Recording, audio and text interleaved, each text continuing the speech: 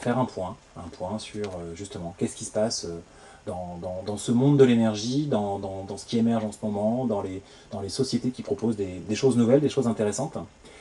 C'est ce qu'on a essayé de faire aujourd'hui, alors de manière très, très subjective, forcément, par petites touches, un peu pour vous donner comme ça un goût de choses qui se passent par contre et qui elles sont plus que subjectives, qui est un peu une tendance de fond. C'est qu'on a quand même en ce moment effectivement de plus en plus des solutions, des nouveaux modèles autour de l'énergie qui arrivent, et notamment dans la convergence digitale numérique, mais pas que autour des problématiques de partage de la donnée, de data, de prévision des économies d'énergie, qui sont un peu les sujets dont on parle souvent. C'est pour ça qu'on a donc demandé à trois belles entreprises dans trois secteurs différents. L'industrie, ça sera Metron et Jérémy qui va vous en parler. La mobilité, ce sera Arnaud Dikov qui va vous en parler. Et Mathieu, dans le bâtiment pour Emanda, de partager à la fois leur projet, leur vision, ce qu'ils pensent apporter et en quoi leur projet est génial, évidemment, c'est ce qu'on attend d'eux aussi, puis aussi leur aventure entrepreneuriale. Voilà où ils en sont, et c'est aussi pour ça qu'on a voulu matcher différents niveaux de maturité de projet, des projets un peu plus en émergence, même si Emanda est une société qui existe un peu depuis longtemps, des projets comme ICOV, qui sont, si j'ai bien suivi, pas loin de faire leur premier levée de fonds, des projets comme Metron, qui existent depuis un peu plus longtemps, qui ont déjà fait une première, et j'ai peut-être pas tout suivi, ils nous l'expliqueront, même peut-être déjà une deuxième levée. Voilà, que vous ayez aussi un échange sur différents niveaux de maturité dans ces projets.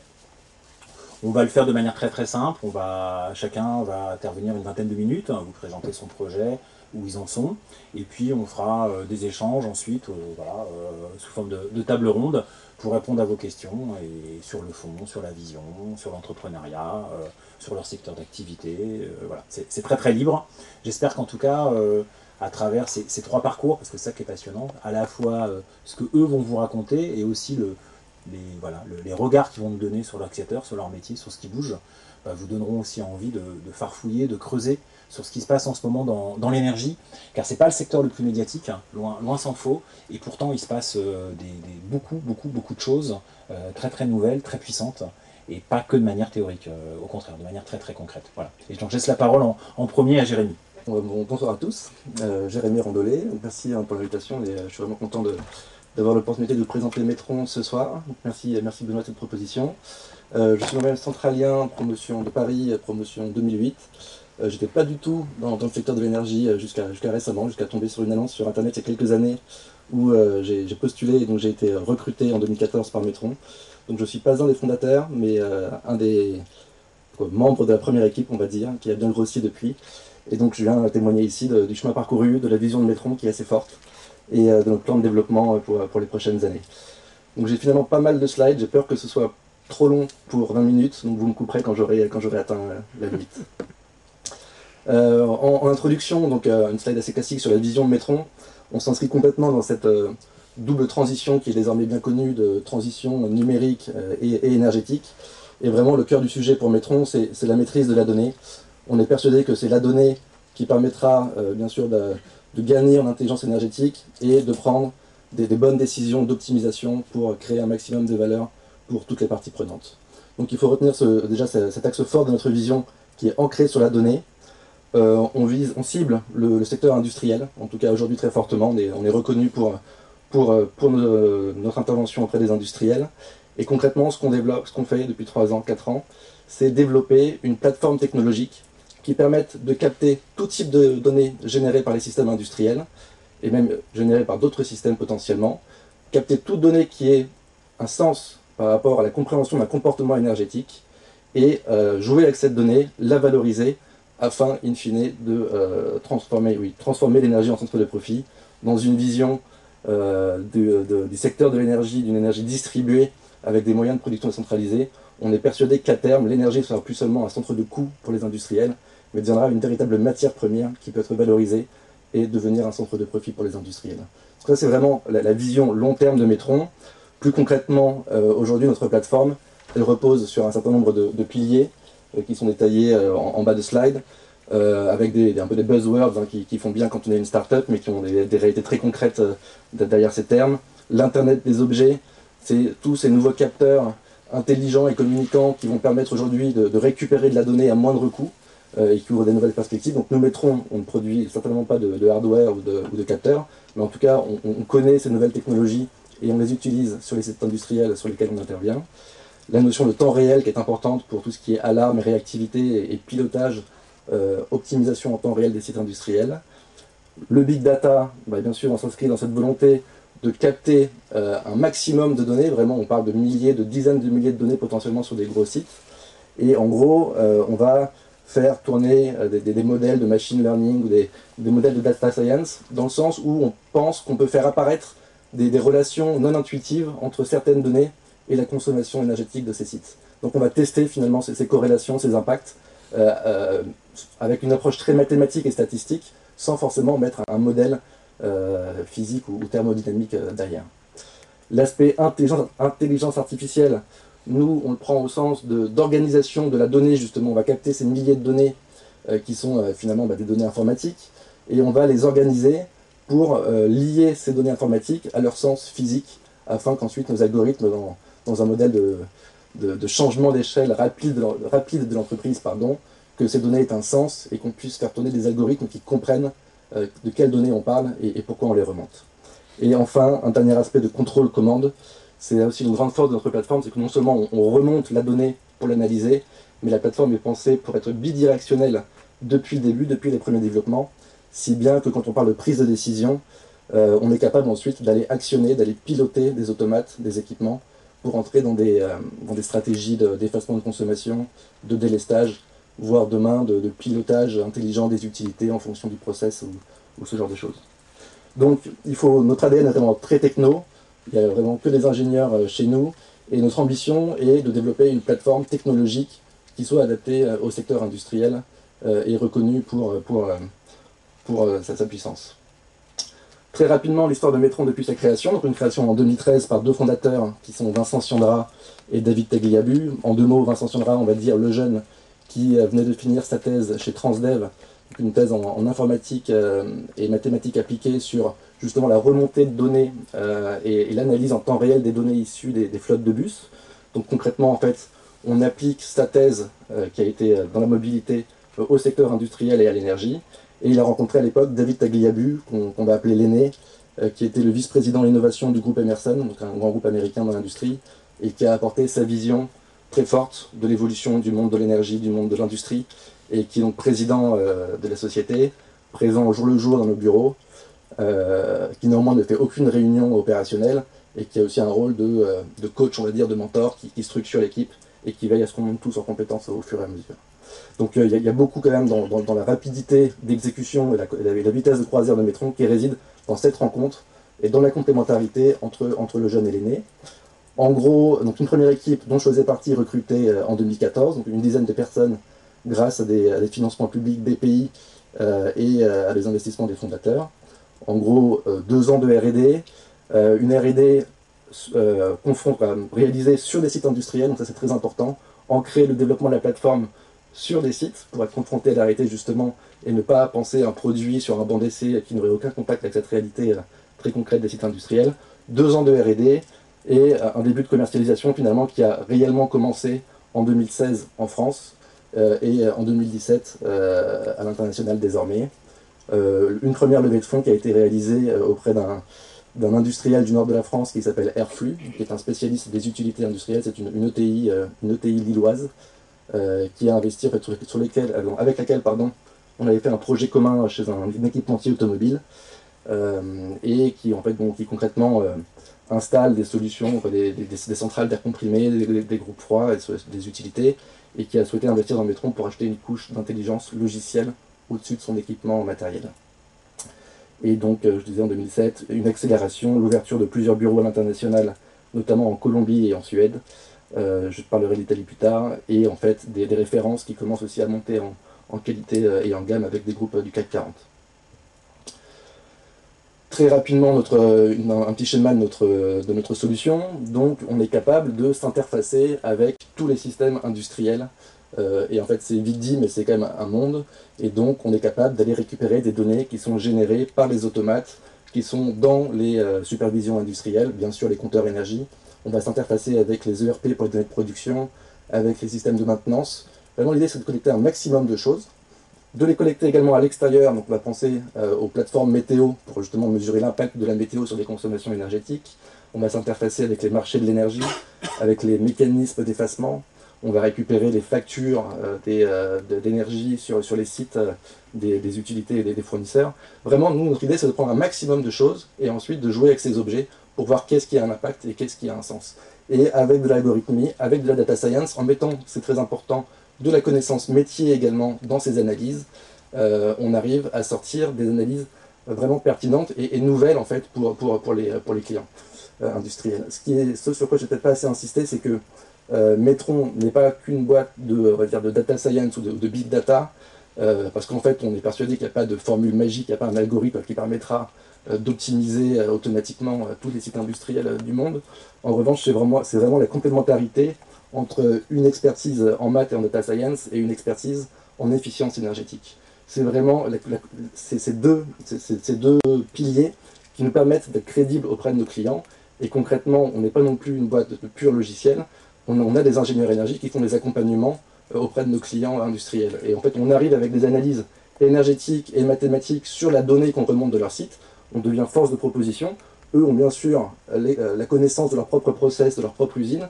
Et c'est la confrontation de ces deux expertises qui permet ensuite de creuser la donnée et d'aller vers des choses beaucoup plus complexes et beaucoup moins intuitives.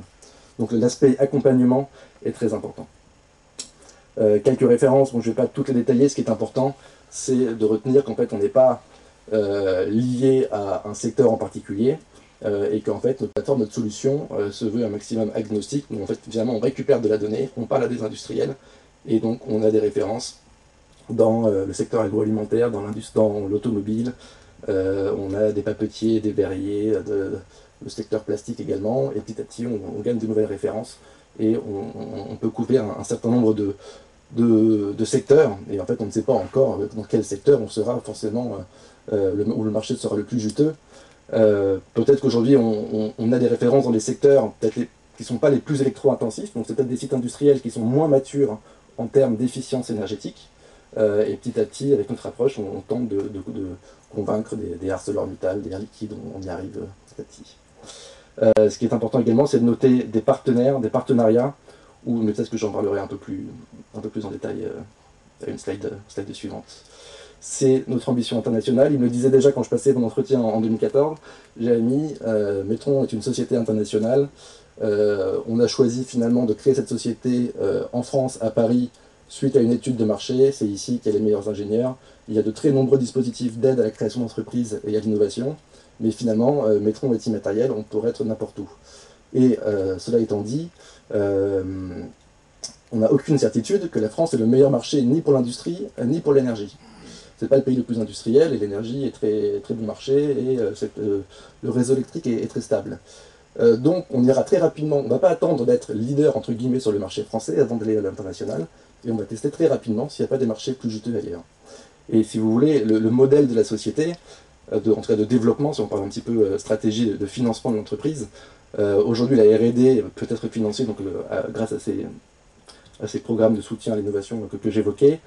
À terme, en fait, l'idée c'est qu'à Paris, il y ait le siège avec la direction et le centre R&D, et que les pays étrangers financent finalement le siège parisien de l'entreprise. Donc aujourd'hui, on est présent dans 4 pays, donc la France bien sûr, la Colombie, la Suède, et en Italie, on est en train d'acheter une société, donc il y a aussi cette notion de croissance externe. En fait, on a 3 approches pour aller à l'étranger, soit en direct, comme la Colombie par exemple, grâce à des apporteurs d'affaires d'assez haut niveau qui peuvent nous ouvrir des portes, soit via des partenariats. Il y en a un qui est évoqué ici par exemple avec Enova sur la zone du Moyen-Orient, où c'est des partenaires qui nous amènent sur un nouveau marché, soit par de la croissance externe. Ce sont les 3 possibilités. Et bon, un business plan très ambitieux avec 5 ouvertures de pays par an sur les prochaines années. Notre proposition, bon ça je l'ai déjà un petit peu évoqué, je vais passer une slide sur le business model. Donc on a en haut un business model SaaS, donc un peu logiciel, mais comme source de revenus, pour simplifier parfois, on dit un tiers entre l'implémentation initiale sur un site industriel, un tiers de SaaS et un tiers d'accompagnement énergétique.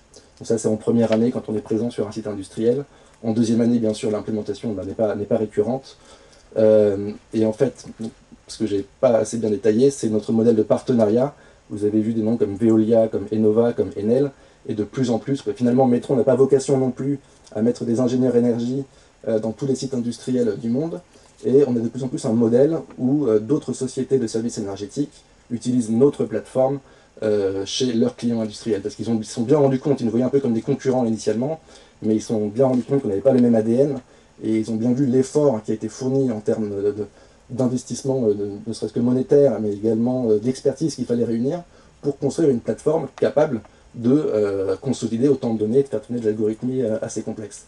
Donc ils ne voient plus qu'en fait ils cherchent tous aujourd'hui concrètement des plateformes pour remonter de la donnée et analyser les sites sur le plan énergétique. Et de plus en plus on a ce modèle où des ESCO ou des facility managers utilisent notre plateforme chez leurs clients. Et dans ce cas-là, la partie accompagnement énergétique, bien sûr, revient à ces sociétés. La partie implémentation, aujourd'hui, c'est nous qui réalisons encore nos implémentations pour nous assurer de leur qualité, bien sûr, on en est encore dans le début. Hein. À terme, c'est pas du tout impossible que des intégrateurs puissent également installer pour nous notre solution et qu'on garde finalement la partie SaaS. Cette slide, je pense que je vais pouvoir la passer rapidement. C'est un petit focus sur ce concentrateur qui permet justement d'aller en fait concrètement. On n'est pas une boîte de hardware, on ne produit pas de matériel, de compteurs. On a quand même ce concentrateur de données qu'on connecte sur le réseau informatique, le réseau process des industries, et qui nous permet, via le réseau informatique, d'aller requêter les bases de données, les automates, les supervisions et autres. Un exemple d'implémentation, par exemple, sur un site agroalimentaire du sud de la France. Donc on a bien ce concentrateur qu'on appelle Metron Lab en violet qui est installé sur le réseau informatique.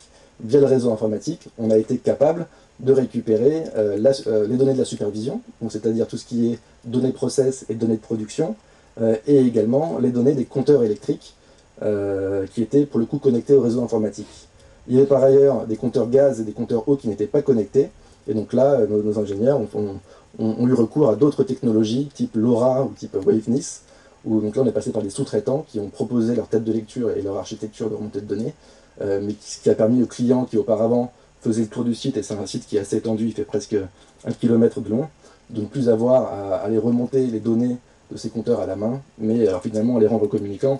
Ici on a quelques photos, et on se rend compte que finalement, on aide aussi les usines à se digitaliser. On participe à ce mouvement de digitalisation des usines pour les moins avancées, celles qui ne le sont pas. Et on les accompagne finalement vers ce qu'on appelle l'usine du futur, l'industrie 4.0. On se rend compte qu'on parle, nous, de systèmes très parfois vétustes. Là, on voit des compteurs d'eau qui sont dans une trappe au fin fond du site. Et digitaliser une usine, ça signifie mettre ces têtes de lecture LoRa pour rendre des compteurs analogiques communicants et finalement avoir ces données de consommation en temps réel sur un dashboard. Une slide très importante, je ne sais pas si j'aurai vraiment le temps de tout détailler, ce qui est important aussi dans notre positionnement, dans notre philosophie par rapport à certains acteurs très, très bien établis, c'est l'ouverture de notre plateforme et la notion d'API. C'est que donc, en fait, nous, on essaie de casser un petit peu ces systèmes propriétaires. Donc là, on peut penser à certaines sociétés très connues, où finalement les industriels font face à certains systèmes, des supervisions ou autres, qui sont en silo et qui ne communiquent pas les uns avec les autres. Et donc nous, on veut casser ça et rendre disponible la donnée et les analyses. Et ce qui est important également, c'est que en fait, on a une solution qui est complètement non intrusive et qui, en fait, et du coup, est très agile. Et en fait, on intervient là où nos partenaires ou nos industriels ont besoin de nous. C'est-à-dire que finalement, pour un site où tout est connecté, un industriel qui souhaite conserver sa donnée peut finalement avoir uniquement recours à nos modèles de data science via ces API. Bon, je ne vais pas rentrer plus dans le détail, mais la notion d'API, même dans le business model et dans le positionnement, est très important, et nous, ça nous permet finalement, peut-être pour mieux expliquer que ce que je viens de faire, c'est aussi, pourtant on a passé beaucoup de temps à développer le dashboard de Metron, que vous verrez peut-être un screenshot par la suite, mais pourtant on est convaincu également qu'il y a très peu de valeur dans le dashboard internet, où on voit finalement des courbes, des KPIs et autres, et que demain, d'autres feront des dashboards qui seront beaucoup plus sexy et intuitifs que le nôtre.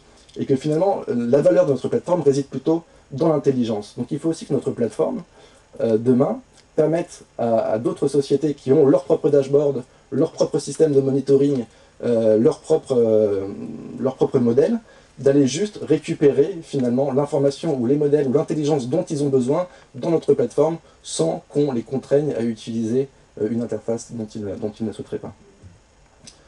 Donc là, ce sont des screenshots de 3 dashboards qu'on a. Très rapidement, sur la partie gauche de la slide, vous avez un peu l'espace back-office qu'utilisent nos ingénieurs énergie, nos data scientists, et qu'utilisent certains de nos grands comptes. C'est là où en fait, on va créer les modèles de data science et qu'on va vraiment fouiller la donnée. Mais donc c'est vraiment pour travailler tête reposée et vraiment aller dénicher ces projets non intuitifs. On a au milieu finalement le dashboard phare, ce que voient la plupart de nos clients, qui est finalement un système de monitoring cloud en temps réel sur Internet qu'on peut paramétrer à sa guise, où on peut créer ses alertes, etc. et tout, mais ça reste un système de monitoring. Et sur la droite, une partie contrôle-commande, justement un projet qu'on avait fait avec ce partenaire sur les utilités, où on voit comment on peut piloter les systèmes d'air comprimé, les aérothermes et les groupes froids de ce site en question. Et je finis par 3 use cases, je ne sais pas où j'en suis par rapport au chrono, on est bon. Une première optimisation qui avait été réalisée à l'époque sur le premier site où la plateforme a été développée, donc chez un chocolatier qui s'appelle C'est Moi, c'est le site de Bourbourg près de Dunkerque. Et là vous allez voir qu'il n'est pas question d'intelligence artificielle ou d'algorithmie très poussée, c'est qu'en fait on lui a juste permis d'avoir une visibilité sur l'évolution de son process et des températures de son process de conchage. Et donc en fait les conches, ce sont ces grandes cuves où le chocolat est maintenu à température et mélangé avec d'autres produits, et c'est un peu le concept du bain-marie avec de l'eau dans une double enveloppe, et il y a un automate qui pilote la température de l'eau et donc du chocolat en fonction de certaines consignes de température.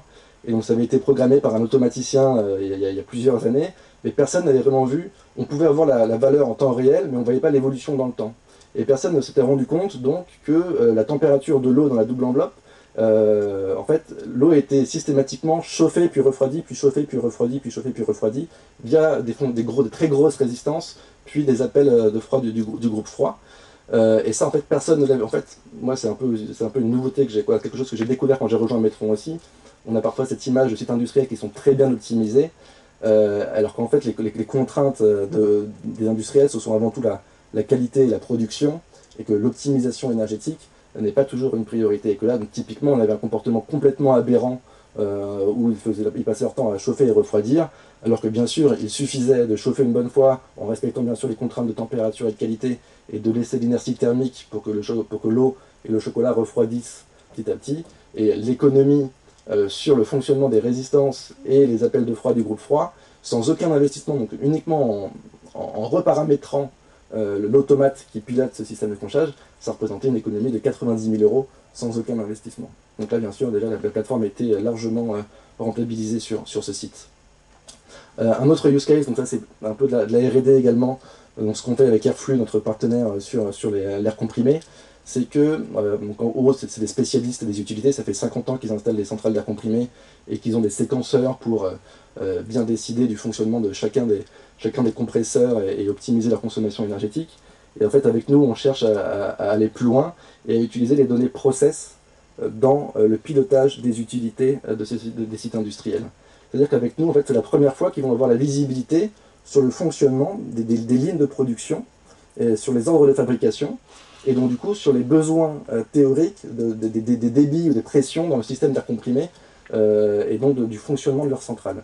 Et donc on est en train de voir, nous aussi, comme on a accès aux ordres de fabrication dans l'ERP, on peut aussi croiser avec la météo, parce qu'il y a toute cette notion, finalement, de la part des acteurs des utilités, et en fait je vais faire un petit aparté également des facility managers, comme Veolia ou Enova, qui commencent, grâce à notre plateforme, à toucher également au process, parce qu'on peut mieux optimiser les utilités si on a accès au process, ce à quoi avant ils ne voulaient surtout pas toucher, ils ne touchaient pas. C'est un peu une sorte on commence en fait à sentir cette révolution chez ces acteurs, et ce qu'on peut leur apporter dans ce domaine. Et enfin, un troisième use case, ce sera le dernier, sur un four verrier. Donc là aussi, c'était à l'époque, on faisait de la prospection, et donc pour nous c'était un prospect assez important, parce que là on parle de consommation énergétique très très significative, hein, de la part de four verrier, des consommations de gaz très importantes. Et donc on leur parlait de big data, et de révolution, et d'optimisation énergétique. Donc c'est un ancien, c'est plus le groupe Saint-Gobain, mais c'est un ancien site de Saint-Gobain, donc c'est le groupe Saint-Gobain des Jonquières.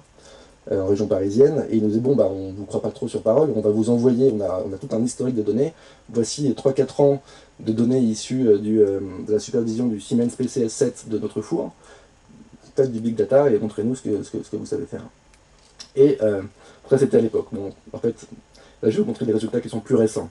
Déjà, la première chose qu'on avait pu voir, donc on est juste au stade de la data visualisation, finalement de la visualisation, on a la consommation de gaz en ordonnée et la production de verre en abscisse, c'est bien sûr une très forte corrélation, et on se rend compte également d'une dérive où le four, il faut de plus en plus de gaz pour produire la même quantité de verre. Donc c'était un premier résultat qu'on avait trouvé à l'époque. Il n'y avait rien d'extraordinaire, ils étaient tout à fait conscients, tout le monde sait dans ce secteur qu'un four verrier a une espérance de vie de 10 ou 15 ans et que le four devient moins efficient chaque année. C'est ce qu'on avait identifié. Ce qu'on a fait depuis, finalement ça c'était pas au stade du POC, c'est que donc on a commencé à créer des modèles de data science avec notre environnement sur ces consommations de gaz. Donc on voit en vert jaune la consommation de gaz du four et puis cette tendance qui représente la dérive du four en question. Et en fait, on a créé deux modèles, un modèle donc, sur la consommation réelle du four, mais également un modèle sur le résidu qu'on voit en bleu en dessous. Et donc là, c'est le résultat, donc on voit qu'on utilise une forêt aléatoire, et on se rend compte qu'on arrive à très bien modéliser, et donc prédire à partir des données opérationnelles du four, donc sur les 150 variables du PCS7, ce modèle, je crois qu'il repose sur 20 ou 25 variables, qui sont la production, des températures et des débits en gros, on se rend compte qu'on arrive à parfaitement prédire la consommation et à la comprendre finalement une fois qu'on a ces paramètres opérationnels. C'est ce qu'on appelle nous une baseline, une consommation de référence. Mais là, sachant que le modèle n'est pas sur la consommation réelle, mais sur le résidu, donc sans la dérive. Et on se rend compte qu'à un moment, il y a une très forte divergence, et que le four a consommé beaucoup plus que ce que nous, en fait, on aurait attendu avec notre modèle. Ça, bien sûr, le client sent en fait, comment il suivait son four. Bon, il suivait la consommation de gaz, mais il avait surtout un IPE, un indicateur qui était des kilowattheures par tonne de verre produit, mais qui n'aurait pas permis de mettre aussi bien en évidence la dérive. Et quand on lui a montré ces courbes très rapidement, il s'est rendu compte qu'il se passait quelque chose qui n'était pas normal. Et donc notre interlocuteur, qui est l'Energy Manager, a du coup consulté les équipes, les opérateurs qui pilotent le four pour savoir ce qui s'était passé. Et en fait, les opérateurs, pour répondre à une certaine demande opérationnelle, avait modifié effectivement des paramètres du pilotage sans en mesurer la conséquence sur la consommation d'énergie. Et ça, c'est un des gros, en fait, si on réfléchit aux apports de la data science, de ces modèles prédictifs en termes d'optimisation énergétique, nous, en fait, on en voit au moins 3. D'une part, c'est que quand on commence à créer ces modèles, à identifier les variables qui ont un impact sur la consommation, parfois on a des surprises, on identifie des variables dont on ne pensait pas qu'elles avaient autant d'impact. Et puis ensuite, on peut déjà séparer celles qui ont un impact, celles qu'on contrôle, pardon, de celles qui sont imposées, et voir comment on peut jouer sur ces variables qu'on contrôle pour finalement simuler des projets d'optimisation et vraiment de faire de l'efficacité énergétique. Ça, c'est le premier volet. Le deuxième volet, c'est celui que je viens de vous présenter, c'est la création de baseline. En fait, ces modèles qu'on crée dans l'espace de data science, on peut les avoir ensuite en direct dans le monitoring temps réel que vous avez vu succinctement, et donc du coup avoir une très forte réactivité dès qu'on constate une dérive par rapport à ce qui était attendu, on peut réagir et éviter de perdre d'avoir trop de surconsommation. Et finalement, le dernier use case concerne les prédictions de consommation du lendemain, finalement pour les achats, pour les très gros industriels qui achètent sur les marchés spot, où il faut être capable, la veille pour le lendemain, de prédire ses consommations au pas horaire. La data science doit aider a priori. On ne sait pas tout à fait les mêmes modèles parce qu'il faut avoir des variables qu'on est en mesure de prédire le lendemain également. Donc il faut bien choisir ces variables, mais on doit pouvoir être beaucoup plus précis dans ces prévisions de consommation et donc avoir des achats spot et bien plus optimisés. Je crois que j'arrive à la fin. Donc ça, c'est les deux modèles, je vous en ai déjà parlé en direct ou via des partenaires. Et finalement, nos projets X. Donc je vous ai parlé beaucoup d'industries. Et on est reconnu pour ça aujourd'hui, et en fait donc ça marche assez bien dans ce milieu, mais on n'a pas, en fait, on dit souvent dans le discours commercial ou dans la vision plutôt de Metron, la volonté de connecter chaque machine au marché de l'énergie, et que demain, cette usine du futur, consciente du contexte également extérieur, prenne des décisions et s'optimise en temps réel, par exemple, imaginons la pente hivernale, qu'elle s'efface ou ce genre de mécanisme.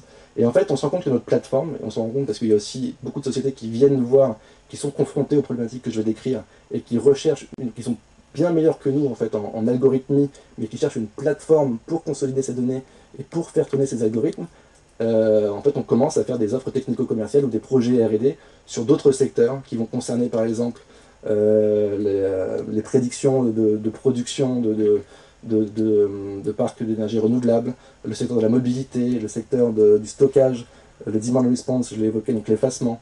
Il y a une panoplie de secteurs ou de segments de marché connexes, mais toujours liés à l'énergie. On parle toujours de la même chose. C'est toujours une plateforme qui permet de consolider des données et qui permet de faire tourner des algorithmes et des modèles pour de l'optimisation.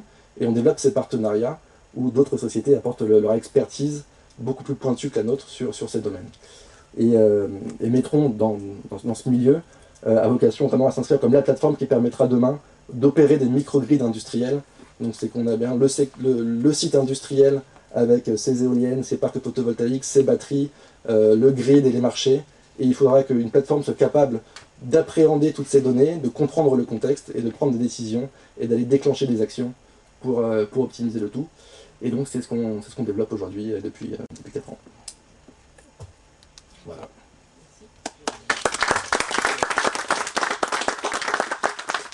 Alors, d'abord, chers camarades, j'ai envie de vous dire, merci pour l'accueil du réseau Centrale Énergie, l'occasion pour des jeunes entrepreneurs comme nous de vous présenter notre parcours.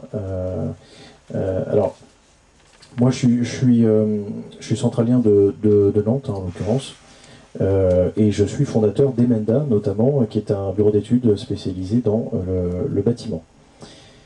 Alors, donc moi je suis un produit grand groupe, si vous me permettez. Voilà, je suis un ancien des groupes Vinci, dans lequel j'ai passé 7 ans, 5 ans dans le montage de projets, donc un profil plutôt financier à la base, on va dire, voilà, et juridique d'ailleurs. Et puis l'envie, arrivé à la trentaine, peut-être de mettre un peu les mains dans le cambouis, voilà, puisque moi je travaille sur des grosses OP à l'international, sur des projets toujours de grande taille, enfin souvent.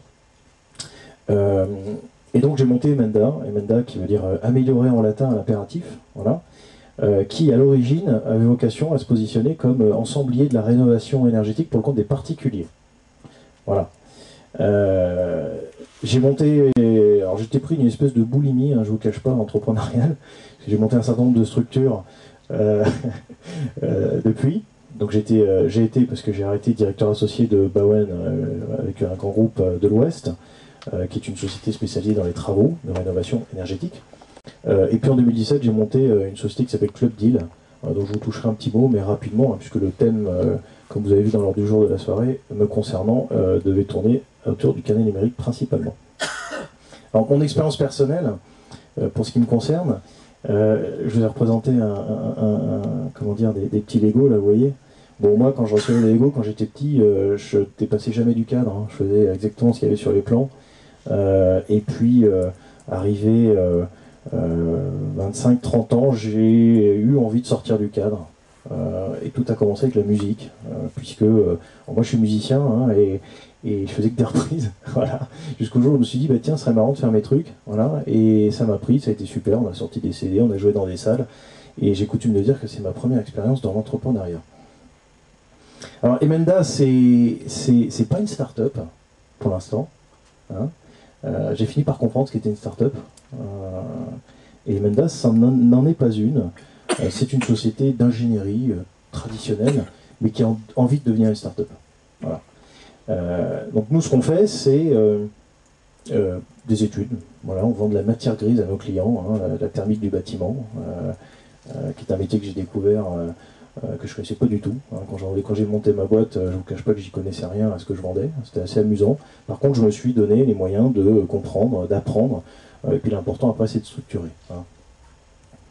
Donc des études thermiques, hein, efficacité énergétique dans le bâtiment, l'ingénierie des fluides, qui est un métier assez complexe. Hein, on va parler de, vous imaginez pour un ancien financier, hein, avoir affaire à des problématiques de CVC, hein, chaufferie, chauffage, ventilation, climatisation, électricité, SSI, courant fort, courant faible, voilà, quelque chose d'assez technique. Et puis du conseil en efficacité énergétique. Alors parmi nos réalisations, quand même, vous dire, on est une petite structure, hein, on est 13 aujourd'hui. mais on commence à faire des trucs sympas. On travaille avec des clients sur des beaux projets. Hein. Vous voyez à gauche, c'est un projet d'aéroport en Népal avec l'aéroport de Paris. Et puis des missions de taille plus réduite, hein, pour des collectivités, des communes, toujours en tant que bureau d'études de conception. Ou alors ce genre de projet, donc ça c'est un grand groupe du bâtiment sur Paris. Vous voyez le réaménagement de tout un ancien quartier militaire dans le 12e arrondissement. Voilà ce qu'on fait aujourd'hui. Alors je pense qu'il est intéressant de vous dire, parce que je ne suis pas là pour vous faire de la pub de Emenda, mais plus de vous dire peut-être ce que j'ai envie de faire par la suite, notamment avec un gars de mon équipe là, qui s'appelle Nicolas et qui est dans la salle, que je salue. Alors, genèse de mon aventure entrepreneuriale, pourquoi ce secteur? Bon, d'abord c'est une rencontre, moi j'avais un camarade de promotion, et ça c'est assez plaisant de voir, surtout à nos âges, vous voyez, 30-35 ans, on commence à voir des trajectoires dans nos promos, intéressantes, avec des gens qui commencent à être influents, et ça fait plaisir, voilà, d'avoir des camarades de promotion qui sont à l'avant-garde, qu'on écoute, notamment un camarade hein, qui, il y a 5 ans, avait évoqué une mission qui est réalisée pour le compte d'EDF. Ça a fait tilt, donc j'ai quitté l'entreprise dans laquelle j'étais. A priori, j'étais promis, alors c'est une filiale de Vinci qui a cartonné depuis. Aucun regret, j'ai envie de vous dire. Aucun regret, je crois qu'ils sont passés de 10 à 200, 300, avec des projets partout dans le monde. Voilà, moi je fais mon truc à mon petit niveau. Je peux vous dire que ça change d'échelle. Ça, c'est vraiment intéressant quand ça change d'échelle. J'ai à faire des contrats pas possibles avec des avocats stars, voilà. Et puis après, il faut aller chercher les contrats, 1000 euros, 2000 euros, 3000 euros, et puis ça monte progressivement, et c'est ça qui est sympa. Bon, moi je me sentais pas de me lancer dans des sujets qui n'avaient pas un intérêt public, hein, voilà. Et puis clairement, on est dans un domaine porteur. La rénovation énergétique, c'est vraiment un beau sujet. Il y a beaucoup de choses à faire. L'intervenant de juste avant, je trouve ça hyper intéressant. Et justement, j'essaye, vous verrez, de faire ce lien entre le digital et le métier. Alors, juste pour vous dire, bon, alors ça paraît un peu présomptueux, mais permettez-moi de vous préciser que l'ordonnée, c'est pas je ne sais quoi, c'est le niveau d'intégration en fait. Voilà, moi j'aime beaucoup, ça c'est dans mon ADN, hein, chez Vinci, j'étais un monteur d'opération, donc j'avais affaire à des sujets, dans la même journée je pouvais parler, je ne sais pas si certains d'entre vous travaillent sur ce genre de choses, mais assurance, exploitation, construction, financement, c'était super, voilà. Et ma vocation, moi, c'est de monter un projet entrepreneurial qui me permette d'aboutir à un niveau d'intégration le plus poussé. Le plus poussé, pour moi, c'est la promotion-rénovation, qui est un axe d'accélération, je pense, de la rénovation, de la rénovation du parc dans notre pays. Concrètement, c'est quoi? Vous achetez des épaves énergétiques, vous les retapez, vous les revendez. Donc imaginez, vous avez l'outil de financement, la structure, qui s'appelle Club Deal en l'occurrence. Club Deal, si certains connaissent, hein, l'idée c'est de syndiquer des investisseurs. Donc là c'est des levées de fonds unitaires à 500 000 à 1 million d'euros. Multiplié par 10 ou 15 opérations par an. Ça c'est le projet, hein, j'y travaille activement. Voilà. Et puis avant ça, ça a fait partie de ma trajectoire que d'essayer de devenir un petit peu un homme de l'art, hein, que j'étais pas du tout chez Vinci. Et donc le bureau d'études, l'entreprise de travaux, l'ingénierie financière, et puis pour finir, l'organisme d'investissement. Alors moi, ce que je vous propose de faire, c'est un petit zoom sur Emenda, puisque l'idée, c'est pas une fuite en avant, hein, ce projet entrepreneurial, il faut maintenant structurer chaque brique, voilà, et c'est un sacré défi. Emenda, c'est pas parce que c'est tout en bas de l'échelle que c'est pas le moins important, c'est même la colonne vertébrale de mon projet entrepreneurial. Alors Emenda, le problème, c'est que c'est une boîte. Moi, quand je l'ai monté au début, j'étais là, on innove, et en fait, on n'innovait rien du tout. Et le premier sujet, c'était d'abord de bien faire son boulot, hein, dans un métier qui est hyper technique. À un moment où, moi, je constate effectivement un enjeu de digitalisation de la profession. Alors, je m'explique. J'hallucine un peu, je vous avoue, sur la productivité dans le monde du bâtiment. C'est assez incroyable, la perte de temps. Pour vous dire, hein, j'ai été patron d'une boîte de travaux, c'était incroyable. La perte de temps, à la fois dans la conception, dans la réalisation du chantier, les retards, c'est permanent et ça fait même partie de l'ADN d'une boîte de travaux, enfin c'est dingue. La gestion des non-qualités. J'entendais un grand patron sur Nantes, parce que vous savez qu'à côté de Nantes, moi je suis basé à Nantes, hein, et on a des bureaux à Paris. sur Saint-Nazaire, ils construisent des paquebots incroyables. Le lendemain de l'assemblage du dernier élément du paquebot, le paquebot il est à l'eau et c'est parti, quoi. Vous voyez. Alors que dans le bâtiment, les levées de réserve, c'est juste immonde. Et la non-qualité, le jour où on aura un bâtiment avec le même niveau de définition qu'un véhicule, une voiture, on n'en est pas encore là. Voilà. Et puis, je me rends compte aussi d'un truc, c'est un risque d'ubérisation de la profession. Hein. La relation client, même dans nos métiers, elle risque d'être trustée par des plateformes. Voilà. Donc moi, je préfère en être que de subir. Alors justement, les innovations dans le radar, parce que je vous ai dit, je me suis rendu compte que jusqu'à présent, je n'avais pas innové sur grand-chose. D'abord, il fallait apprendre le métier. Maintenant que la structure fait une quinzaine de personnes, on a les moyens de réfléchir innovation. Au point que Nicolas nous a fait le plaisir de nous rejoindre. Hein. Son intitulé de poste, c'est chargé de mission 2.0. Je rigole pas. Voilà, ce qui est un peu une révolution dans nos métiers. Alors, les grosses innovations dans le radar, donc vous avez bien compris, moi c'est plutôt le bâtiment, hein, voilà, plutôt le logement, tertiaire on va dire aussi. Le carnet numérique, ça c'est un très très gros sujet, voilà, et je vais vous dire pourquoi. Également les outils d'amélioration de la productivité des chantiers. Un des drames du bâtiment, je vous le dis, de la construction, c'est la productivité des chantiers, hein, il y a vraiment des pistes d'optimisation qui sont importantes, et le développement des compétences. Moi c'est surtout le premier point que je vais développer dans le cadre de ma présentation, au risque de vous donner l'impression de partir dans tous les sens. Et juste un petit mot sur les deux points, les deux axes, outils d'amélioration de la productivité des chantiers. Dans le bâtiment, il se passe des choses, il y a des outils sur tablette, voilà, qui révolutionnent à la fois la façon de bosser, à la fois la façon de restituer également.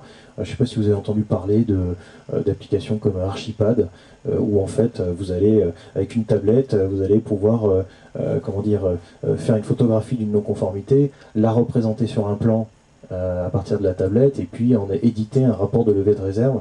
La levée de réserve dans le bâtiment, c'est vraiment un très gros sujet. Et ce genre d'outils permettent de faire ça de manière très ludique. Autre grosse innovation, la réalité augmentée in situ.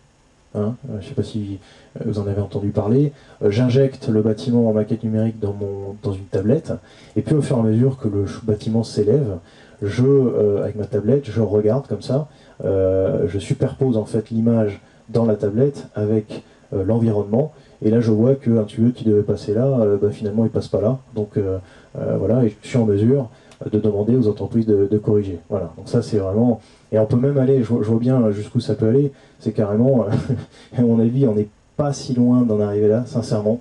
C'est un peu comme dans les films de science-fiction, un gars qui a une lunette, voilà, où il verra se projeter dans son œil ce qu'il doit faire. Je ne sais pas si je me fais comprendre, voilà. Donc au moment d'exécuter le geste, eh bien, il y a une application qui lui dira comment faire. Et ça, sincèrement, je pense qu'on n'est pas loin d'y arriver dans les solutions qui vont être proposées par le marché dans les prochaines années. Troisième point, développement des compétences, je m'explique. Ça aussi, tout le monde a entendu parler des MOOC. Ouais, les MOOC. Bon, les MOOC, ça c'est à la mode, hein, format anglo-saxon de formation en fait, hein, par la diffusion de capsules de savoir. Les grands groupes du bâtiment, leur drame, hein, c'est il y a un très très gros turnover dans ces boîtes-là. C'est comment est-ce que je maintiens le savoir-faire dans une entreprise, hein, sachant que j'ai beaucoup de compagnons qui n'ont pas un niveau d'éducation suffisant.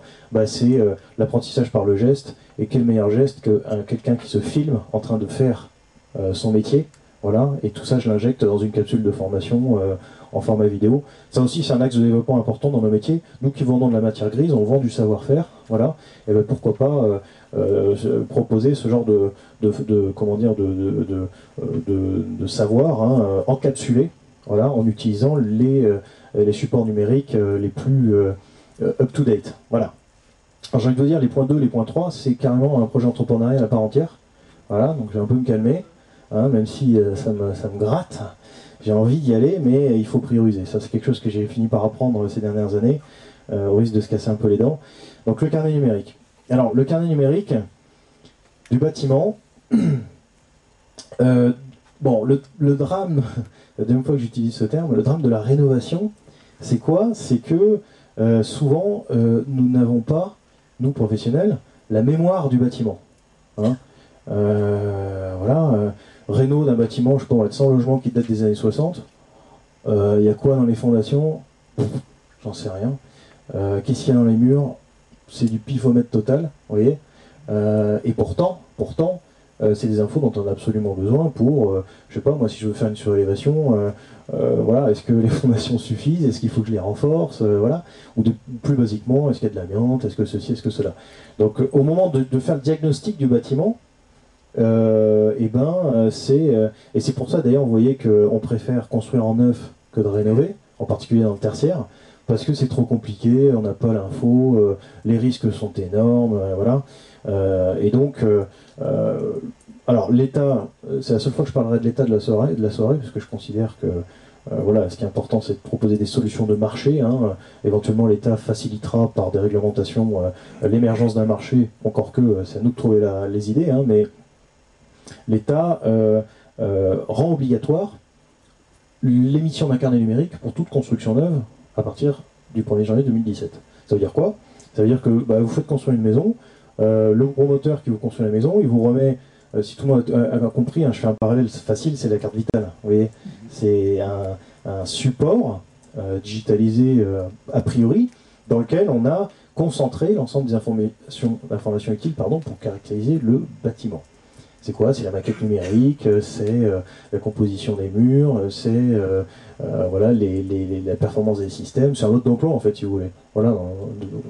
Alors, nous on a de la chance hein, sur le carnet numérique. L'État, à la fois je vous ai dit qu'il a rendu obligatoire ce carnet pour les constructions neuves à partir du 1er janvier 2017, et pour la réno ça va venir un peu plus tard. C'est à chaque mutation, à chaque changement de propriété, à partir de 2025, vous aurez l'obligation d'éditer un carnet numérique. Dans ce cadre, l'État lance une expérimentation. Donc on a la chance de faire partie d'un gros groupement avec tout un tas d'acteurs que je vais vous présenter rapidement, parmi 12 lauréats, chacun avec sa solution. Voilà. Il y a des startups, il y a des gros groupes, voilà, et puis il y a nous. Donc on fait partie d'un groupement qui mélange tout un tas de professions, et c'est vrai que c'est vraiment intéressant. Parce que, enfin de mon point de vue, c'est qu'on voit sur cette diapo l'écosystème de ce sujet de la carte numérique entre les syndics de copropriété, les bureaux d'études, les consultants, les constructeurs, et puis au milieu que vous voyez en petit, la start-up, enfin même pas 2.0, ils sont 5.0, hyper digital, avec que des développeurs, voilà. Et l'idée, c'est de travailler ensemble sur l'édition de ce carnet numérique. Alors le carnet numérique, c'est quoi? Je vous l'ai dit. Problème de micro, pardon. Ouais, écoutez, si ça marche vraiment pas, je changerai. Donc, c'est concentrer dans un même endroit, je vous l'ai dit, toute information permettant de caractériser le bâtiment. Okay. Alors, ce qui est intéressant là-dedans, vous allez me dire pourquoi des startups, ce que le confrère de Micron tout à l'heure disait, enfin, la data, clairement, c'est une nouvelle or noire, hein, je ne sais plus où je disais ça, voilà. Bon, ça n'a pas l'air d'être faux, hein, quand on voit la valorisation de certaines entreprises américaines, startups, bon, j'ai fini par piger pourquoi ça allait 40, 50, 60, 100 milliards d'euros, ouais, parce que ils sont détenteurs de data, tout simplement. La data, ça sert à quoi? Ça se monnaie, hein, dans le cadre de marketplace, hein, voilà. Et donc, de la même manière, on va chercher à monétariser les informations qu'on récupérera sur un bâtiment. Hein, puisque vous savez qu'une maison, un appartement, en moyenne, on estime qu'il y a 25 professionnels qui gravitent autour, entre le plombier, le déménageur, le chauffagiste, la femme de ménage, l'agent immobilier, etc. Et donc à partir du moment où j'ai de l'info sur cette maison, qu'elle soit technique ou autre, eh je peux en tirer une certaine valeur. Alors vous doutez que l'État, quand il rend le carnet numérique obligatoire, c'est pas dans cet état d'esprit. Par contre, au moment où des modèles économiques doivent émerger autour de ça, c'est un point qui est important. Alors, tout le monde connaît le BIM ou pas? Ça vous dit rien, le BIM? Vous avez une conférence sur le BIM? Tout le monde était là et a bien écouté? Non, le BIM, c'est la maquette numérique. Je vous parlais comment dire, la difficulté du bâtiment, du monde du bâtiment à se moderniser, en fait, le BIM, c'est un mode de conception en 3D où tous les objets sont connectés. C'est-à-dire que quand je dessine un bâtiment avec un tuyau qui traverse, si je me dis, bah mince, je me gratte la tête, il fallait que je pousse un peu le mur un peu plus au fond, je pousse le mur, il y a le tuyau qui suit avec. Vous voyez ce que j'ai dans le... Voilà. Alors que nous, aujourd'hui, il suffit de bouger un mur, vous effacez tout, vous recommencez tout, vous redessinez tout. Ça, c'est vraiment n'importe quoi. Dans le monde de l'industrie, ça fait belle lurette qu'ils ont utilisé ce genre d'outils. Donc l'articulation avec la maquette numérique, l'enjeu, hein, comment dire, c'est un enjeu de gestion patrimoniale. Un bâtiment qui est construit sous maquette numérique, au moment du passage de témoin à l'exploitant, j'ai l'info, vous voyez. Et je suis pas obligé, tiens, je sais pas, il y a quoi en dessous de cette soffite. Soit je sais pas ce qu'il y a, soit je le sais, enfin je sais pas ce qu'il y a, pardon, et je suis obligé de tout démonter pour regarder ce qu'il y a, hein. Soit je le sais parce que j'ai renseigné ma maquette numérique. Donc vous voyez qu'il y a un lien très fort entre carnet numérique du bâtiment et le BIM, puisque le BIM est une des composantes majeures du carnet numérique. Alors les modèles économiques qui doivent émerger de ce carnet numérique, ça aussi, moi je vous avoue que j'ai un peu fait ma révolution. Je pense que les ingés, on est très bons pour inventer des solutions, etc., mais des business models, voilà, et c'est là que je vois l'intérêt effectivement et la culture d'une école de commerce, hein, que j'ai pas mal charrié quand j'étais étudiant. Je commence à piger un peu la logique, effectivement.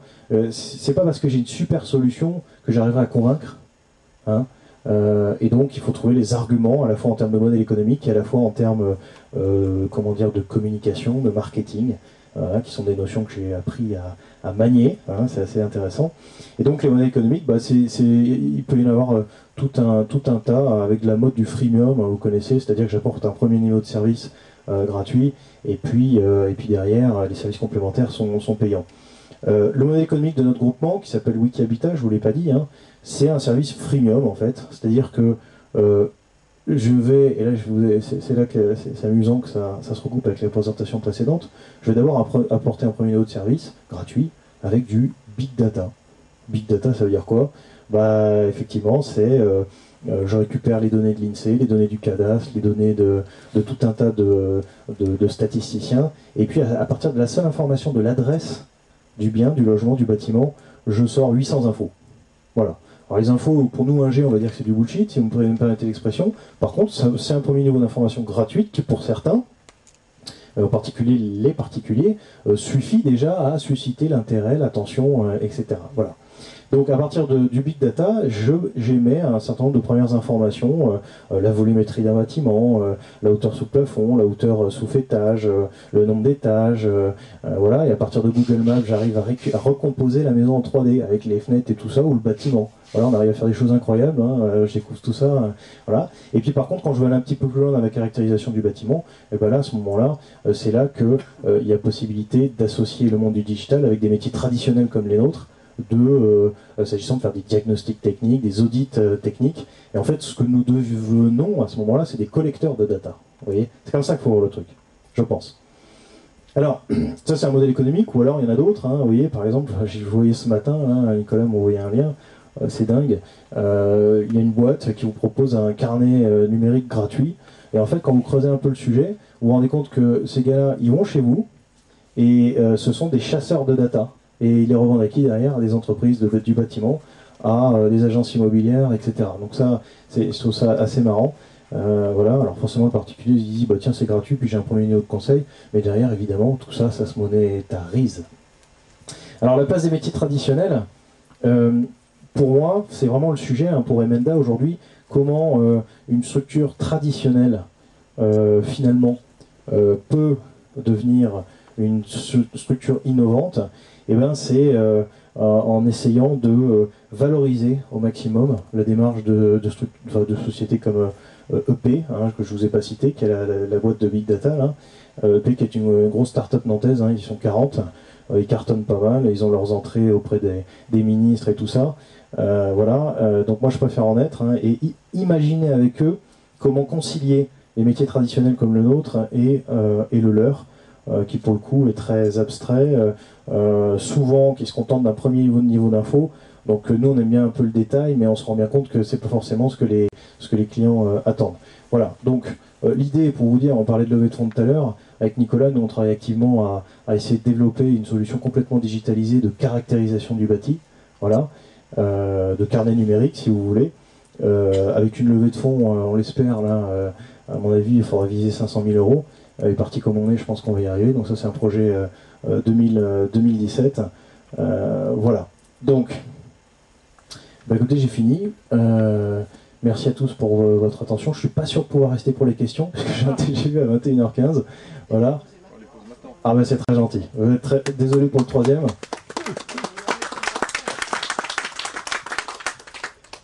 Bah, je vous écoute du coup. Mais si je dois savoir, le carnet numérique, c'est quoi exactement? Ah, ça veut dire que j'ai pas été bon, ça. Non, le carnet numérique, c'est... faites un parallèle avec le carnet de santé. Voilà, vous allez chez le médecin, vous donnez votre carnet, enfin votre carte. Voilà, en fait, elle concentre, la carte, le carnet numérique concentre l'ensemble des informations relatives au bâtiment. Est-ce que tout le contenu a été défini et obligatoire ou c'est assez large? Alors, obligatoire. J'aime pas ce qui est obligatoire. Non, mais oui, ça va finir par le devenir. L'État va définir un cadre. C'est pas défini encore. Non. Par contre, vous voyez, ce qui est amusant, c'est qu'on fait partie avec Wikihabitat des initiatives qui vont permettre à l'État de légiférer sur le niveau minimum du carnet. C'est là que ça me rassure aussi, vous savez, sur l'intervention de l'État, c'est qu'en fait, on s'en rend pas compte, enfin moi je m'en avais pas compte à mon petit niveau, le monde du privé est très associé à la définition de chacune des lois, en définitive. Enfin, je vous crois. Donc voilà, le carnet numérique, c'est ça. Donc c'est en devenir. Ouais, c'est en devenir, ouais. J'ai l'impression qu'à Nantes, il y a énormément d'acteurs innovants dans le bâtiment. Ça fait la 10e structure innovante dans le bâtiment que Ouais, alors soit Nantes fait de la super com, mais ouais, non mais c'est vrai, je crois que Nantes, c'est vrai, est une très bonne. Nantes, c'est The Green Place to Be. Hein, c'est un incubateur qu'ils ont créé là-bas. Ouais. Après, c'est vrai qu'il y a un cadre de vie intéressant. C'est vrai que la collectivité met le paquet sur les structures d'accueil. Et puis, je sais pas pourquoi, mais effectivement, il y a beaucoup d'entrepreneurs qui sont basés là-bas. Ouais. On a de la chance, franchement, où on a de la chance. On a accès à eux. Et c'est une très belle opportunité pour nous. Charge à nous de la transformer en concret. Et comment vous allez réussir à convaincre tous les syndicats de copropriétaires? Enfin, je suis le président du conseil syndical. Ouais. J'ai rénové toute la chaufferie, c'est un chauffage collectif, c'était assez compliqué. Ouais. Enfin, je travaille dans l'automobile, j'ai travaillé sur des moteurs. Ouais. Et grosso modo, je voulais mettre la 208, on a mis la 207, alors que le syndic proposait la 203.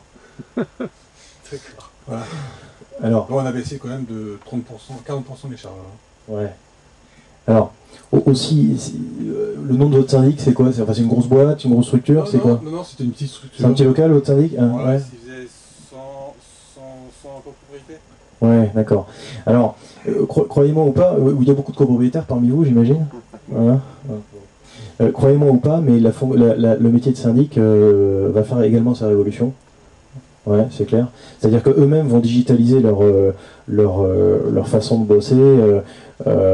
Ils vont, dans une logique de proposer plus de services, ou même avant ça, les gros syndics auront un enjeu de gestion patrimoniale de leur parc. Et donc, ces gens-là développent tout un tas même d'applications, c'est dingue, ils se syndiquent entre eux hein, pour monter des startups. Il y en a deux que j'ai en tête. Il y en a une, c'est un réseau social qui s'appelle Citylity, hein, où chacun peut remonter des alertes. C'est vraiment la vie sociale de la copro. Je vais vous répondre, hein, quand même, j'y arrive. La deuxième, c'est une boîte qui s'appelle DeepKey. DeepKey, en fait, elle fait quoi? Vous voyez, c'est vraiment le lien avec ce que j'ai vu tout à l'heure. Elle agrège une tripotée de data, voilà, toutes les datas sur la copro, les charges, les consos, le remplacement de la chaudière, le coût d'assurance, tout, ça passe dans un nuage, hein, c'est le schéma que j'ai en tête tout à l'heure, et puis on en extrait un certain nombre d'indicateurs. Donc là aussi, vous voyez que chez les syndics, il y a une bataille de la data. Pour avoir une vision patrimoniale. Voilà, dans 5 ans, il y a quoi comme gros chantier qui arrive? Dans ce cas, est-ce que j'ai pas intérêt à négocier un accord cadre? Ou alors, tiens, c'est bizarre, la consommation d'eau sur cette copro, elle a explosé d'une année sur l'autre, qu'est-ce qui se passe? Voilà. Et donc, vous voyez comment je vais y arriver avec les syndics? C'est que moi, je vais leur apporter de la data. C'est ça le truc.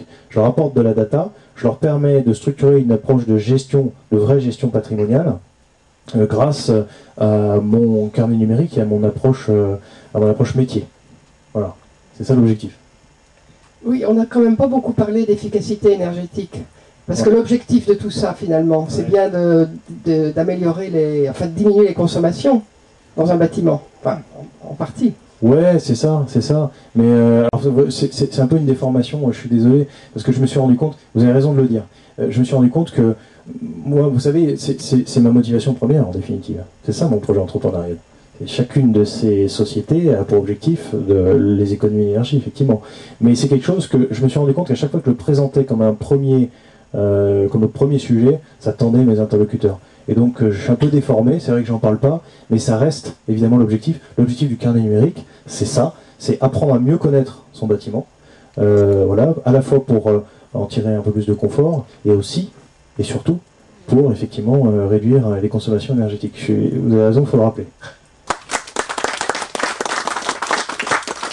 Bonsoir à tous, donc moi je m'appelle Arnaud Bouffard, je suis cofondateur de la startup Ecov. Alors pour le coup, si on reprend la définition de la startup qui est une équipe qui est à la recherche d'un business model viable, nous on est encore dedans. Donc quand tu disais que tu voulais récupérer l'esprit startup, je pense que c'était pas dans ce sens-là. Tout d'abord, donc félicitations pour vos présentations, c'était super intéressant. Jérémy notamment, je pense que tu pouvais pas être plus dans le thème de ce soir. Savoir, si j'ai bien noté, comment est-ce que la révolution numérique s'attaque à la maîtrise de l'énergie. Voilà. C'était vraiment là-dedans. Moi, vous allez voir que je suis peut-être moins, le lien est moins clair, mais je vais essayer de faire le lien quand même, d'une part avec l'énergie de manière générale, la maîtrise de l'énergie ensuite, et la révolution numérique. Je vais commencer par une petite présentation personnelle, donc finalement quel est mon chemin. Je m'adresse à Centrale Énergie, donc je suis un peu obligé de commencer par l'énergie. Moi j'ai l'habitude de dire que je suis né dans une marmite d'énergie, un peu comme Obélix, puisque mon père travaillait chez Total, et donc j'ai eu la chance, étant jeune, de vivre beaucoup d'expatriations dans des pays forcément qui produisent du pétrole, Indonésie, Norvège, Dubaï, et de passer donc 12 ans de mon enfance à l'étranger. Donc c'est évidemment très formateur, mais notamment sous l'angle de la compréhension du monde dans lequel on vit, et des enjeux énergétiques forcément. J'ai ensuite fait ma scolarité à l'école polytechnique, sans forcément trop savoir comment j'étais arrivé là. Ce n'est qu'en troisième année que j'ai vraiment compris ce qui m'intéressait, et ce qui m'intéressait plus que le reste en tout cas. Puisque j'ai eu la chance de suivre les cours de Hervé Le Treut, qui est donc un des climatologues du GIEC, en petite classe. Donc voilà, moi je considère vraiment ça comme un privilège. 12 élèves en petite classe avec Hervé Le Treut, qui arrive avec ses sandales de chercheur, enfin vraiment quelque chose d'assez fort. Et donc cette chance finalement de prendre le temps, d'avoir le temps de comprendre que malheureusement ce sujet du réchauffement climatique, eh ben, c'est du très sérieux, et que même en allant creuser tous les sens, aspects scientifiques, physiques, chimiques, ben oui, que c'est vraiment pas une blague, c'est très très sérieux. Donc j'ai fait ma dernière année d'études ensuite à Stockholm, où là j'avais déjà compris qu'il fallait que je travaille sur ce sujet-là, que j'avais envie d'être utile. Et à Stockholm, j'étudiais l'énergie, et plus particulièrement l'énergie renouvelable, et ce genre de questions. Stockholm, là, juste pour la parenthèse, ce qui est intéressant, c'est venant de l'X et venant de la France. Donc déjà, au niveau des cours et du niveau académique, on constate que c'est peut-être un cran en dessous. Par contre, là où ils sont meilleurs, c'est sur les aspects davantage, la manière dont ils animent les débats et les projets, et dont ils les mènent de manière plus collective. Quelque chose qui m'a beaucoup marqué en tout cas. Pendant cette année à Stockholm, je lis Le Plein s'il vous plaît, l'ouvrage de Jean-Marc Jancovici à Alain Grandjean, qui, dans la mesure où il écrit avec un discours assez rationnel, parle à un ingénieur normalement. Donc je me renseigne un petit peu et je me rends compte qu'ils ont cette boîte de conseil Carbone 4 qu'ils ont montée. Donc c'était en 2009. Hein. On parlait de Copenhague, beaucoup d'espoir sur Copenhague, sur la COP 19, je ne sais plus combien c'était. On parlait de DAX Carbone, enfin voilà, c'était un sujet qui était vraiment tout neuf. Et j'envoie un mail de manière assez spontanée et je finis, après un stage de fin d'études, consultant chez eux. Donc des gens, une jeune équipe, hein, c'était pas une start-up parce que le business model était assez vite trouvé, hein, c'est du conseil, du niveau aussi stratégique, c'est là où ils ont été très forts, aussi stratégique que du Bain, du McKinsey, d'aller voir les entreprises, les collectivités, leur dire aujourd'hui vous regardez les euros, on a commencé à regarder les flux physiques, et notamment le carbone, parce que ça va être un indicateur de bouleversement de vos structures de coûts et dans vos opportunités marché demain. Donc tous les membres de cette équipe, c'était des gens qui étaient très engagés, attiré par la vision de Jean-Marc Jancovici et Alain Grandjean, et en tout cas convaincu personnellement qu'il fallait qu'on se bouge. Je pense qu'il y a des personnes dans la salle qui ont fait du conseil. Au bout de 2 ans de conseil, on constate que malheureusement les conseils qu'on donne, ils ne sont pas toujours mis en œuvre, même si on a été très bon en pédagogie et en force de persuasion. Donc cette déception passée, je me suis rendu compte qu'une très bonne manière en tout cas d'avoir un impact, parce qu'il faut avoir un impact, c'est de passer dans l'entrepreneuriat, et c'est une belle époque pour entreprendre, je crois. Voilà, donc ça c'était le chemin, ma trajectoire personnelle qui m'a amené à fonder Ecov, donc avec mon associé Thomas. Ce qui est très bien avec Thomas, c'est que on a des complémentarités dans la mesure où, comme vous le voyez, lui a un background qui est plutôt sciences politiques. Il a commencé sa carrière finalement de manière un peu similaire à moi, avec le même engagement et la même volonté de faire bouger les lignes, mais lui dans l'administration publique. Et lui, c'est pas les limites du conseil qu'il a vues, c'est les limites de l'administration publique. Et donc voilà, on se rejoint on est arrivé finalement sur le même constat que l'entrepreneuriat, ça pouvait vraiment être un bon moyen de changer les choses. Et je trouve qu'on a parlé dans les mêmes termes à la même personne au même moment, du fait qu'on voyait dans le covoiturage de courte distance vraiment un levier très très puissant pour apporter des améliorations sociétales.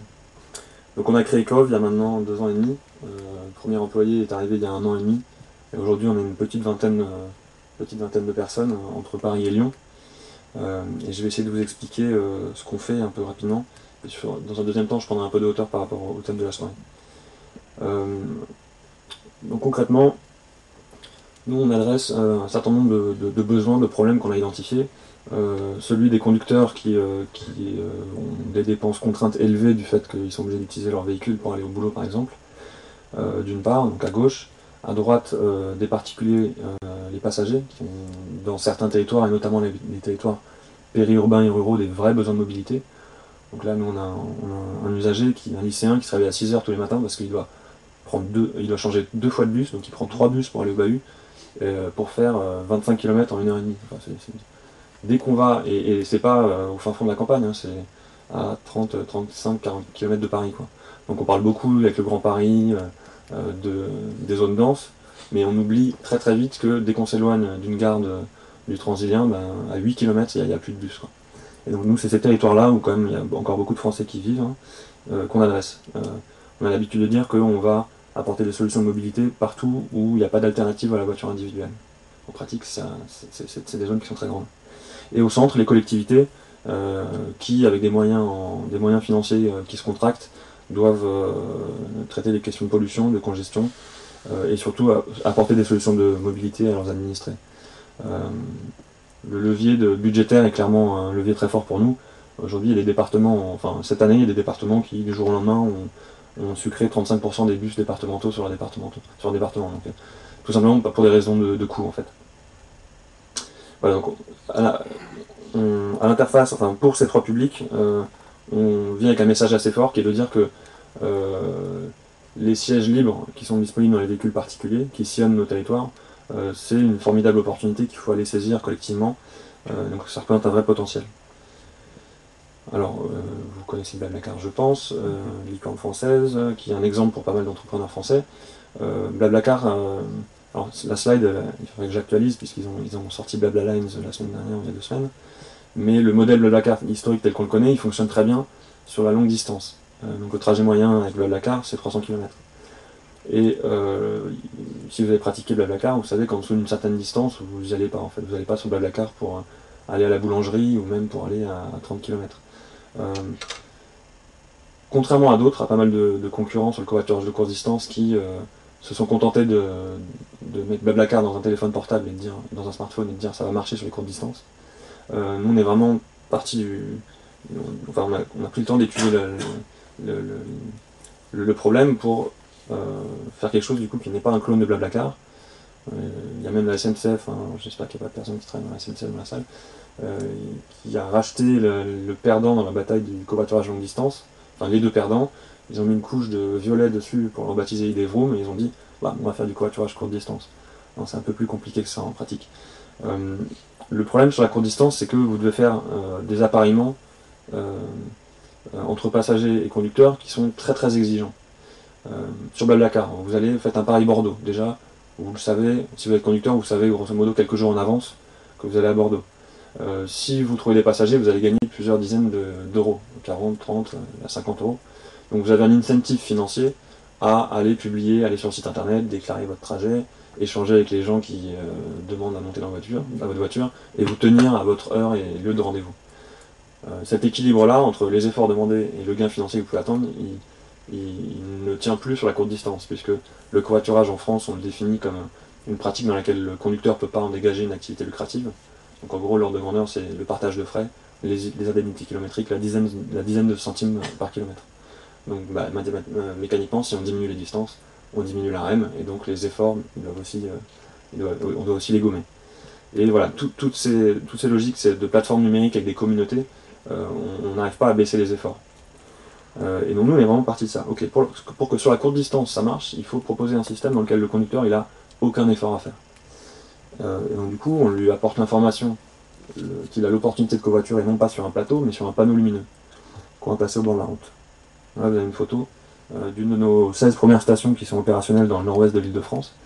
Donc vous êtes au Mureau, dans le fond derrière là vous avez la gare des Mureaux, qui a beaucoup de débit, qui rallie Saint-Lazare. Vous êtes sur un boulevard urbain assez circulant, vous avez pas mal de bus qui s'arrêtent, et de part et d'autre de ce boulevard vous avez une station de covoiturage. Donc vous voyez deux éléments. De dos, une borne, pensez borne Vélib, sauf que la nôtre est dotée d'un panneau solaire. Et puis surtout l'élément le plus important, c'est le panneau lumineux que vous voyez au second plan. C'est une photo qui date un peu, là il y a marqué un passager pour Ardricourt gagner 0,4 €. C'est nul. Maintenant on écrit emmener un passager à, et puis on fait clignoter la destination. Et on affiche le prix que quand c'est supérieur à 2,50 €, parce qu'on s'est rendu compte qu'en dessous de 2,50 € c'était un peu contre-productif. Et puis ouais, gagner EZ. Bah oui, c'est tous les conducteurs qui vont passer devant ce panneau lumineux, sans exception, ils vont voir le message et ils peuvent s'arrêter si la destination qui est demandée est sur leur chemin, on leur demande un petit détour. Et de fait, par rapport à ce que j'évoquais, le paradigme de la communauté, des deux communautés qu'on va mettre en relation, on ne met pas un passager en relation avec un conducteur, on met un passager avec le flux de conducteurs qui passe à proximité de là où il se trouve. Bon, à gauche, j'ai mis un certain nombre de boulettes pour dire que c'est de la super technologie, et c'est pas des blagues, c'est-à-dire que la station de covoiturage que vous voyez à l'écran, sous ses aspects un peu old school, vintage, juste pour l'anecdote, on va aussi voir des investisseurs sur Paris, et quand ils voient ce qu'on fait, ils nous disent mais ils nous prennent pour des fous, quoi. Vous connaissez les smartphones, etc. Oui, on connaît les smartphones, j'en ai 3 dans mon sac d'ailleurs, sauf que c'est plus dur que ça. Il ne suffit pas de faire une application pour que ça marche. Nous on pense et on est convaincus qu'il faut prendre pied sur la voirie, exactement comme il y a des arrêts de bus, comme il y a des ronds-points, comme il y a des stations de vélo libre-service. Il faut prendre pied sur la voirie résolument avec du matériel. Alors c'est du matériel, mais c'est du matériel qui est connecté. Donc tout ça, ça communique avec nos serveurs via les réseaux mobiles. On a des cartes SIM multi-opérateurs, puisqu'on ne peut pas se permettre... Il y a des personnes qui comptent sur nos services pour aller au bahut, aller au travail, et donc on ne peut pas se permettre de leur dire « Ah ben désolé, ce matin, il y a le réseau Bouygues qui est tombé, va falloir arriver en retard en réunion. » Donc on travaille sur des choses comme ça. J'ai indiqué, c'est intéressant, installer en 4 heures, par rapport à la ligne de métro qui met plusieurs mois à être installée, ou même la ligne de bus qu'il faut concevoir. Nous, vraiment, en 4 heures, on installe. C'est modulaire, on a des petits panneaux, on a des grands panneaux, on travaille sur des panneaux qu'on va mettre sur les autoroutes pour faire sortir des conducteurs des autoroutes pour prendre des passagers au niveau des bretelles. On peut mettre autant de panneaux lumineux qu'il y a d'axes sur lesquels on veut capter les flux. On peut faire des stations avec des bornes, sans bornes si la collectivité a des moyens plus limités. Voilà. Donc c'est vraiment modulaire et installé en 4 heures, vraiment, on vient, on fait un trou, on prend un café, on revient, on pose la borne et c'est fait, quoi. Oui, vous avez le droit de poser n'importe où. Alors, très bonne transition, merci. Alors, on pose pas n'importe où déjà. On fait des études très sérieuses pour savoir où est-ce qu'il faut installer des stations. Donc c'était mardi, là on a pitché à l'hygiène, à Saint-Mandé. Ils ont fait un appel à projet pour collaborer avec des startups. En gros, on a pitché un projet avec eux pour justement nous aider à améliorer nos méthodologies de conception de réseaux de stations de covoiturage. Aujourd'hui, il y a des méthodologies de conception des réseaux de bus, des choses qui sont éprouvées. Bon, on analyse les bassins de vie, etc. On a des métriques, on a d'expérience. l'objet station de covoiturage étant nouveau, la méthodologie de conception est nouvelle et est à créer. Aujourd'hui, on a une méthodologie de conception qui vaut ce qu'elle vaut, on l'a conçue avec nos petits bras, et là on va vraiment automatiser tout ce qui est automatisable de manière à pouvoir, quand un département ou une région ou une EPCI, une agglomération de contact, assez vite pouvoir faire un diagnostic de où est-ce qu'il est pertinent d'installer des stations sur leur territoire. C'est pas évident, hein. Par rapport à un bus, le problème est plus complexe. C'est-à-dire qu'il faut à la fois comprendre où sont les besoins de mobilité, où est-ce qu'il y a des déficits dans l'offre de transport collectif, et aussi comprendre où est l'offre, comprendre les flux de véhicules sur le territoire. Et là-dessus, il y a très peu de données. Alors vous avez des Américains qui ont des données, ils les monétisent très fort, et encore elles sont parcellaires. Donc là-dessus aussi, on a remporté un concours de la BPI. On a dans la R&D un gros projet pour améliorer nos estimations de temps d'attente. Puisque si vous allez à la station de covoiturage, exactement comme vous êtes habitué à l'arrêt de bus à voir le bus qui arrive dans 7 minutes, nous, notre vision, c'est vraiment de pouvoir dire à la station de covoiturage, dans 7 minutes, alors, vous avez 95% de chance d'attendre moins de 12 minutes, ça c'est les flux statistiques qui le disent, et en plus, on sait que dans 15 minutes, il y a Michel qui va passer, parce que lui, il fait partie de la communauté, etc.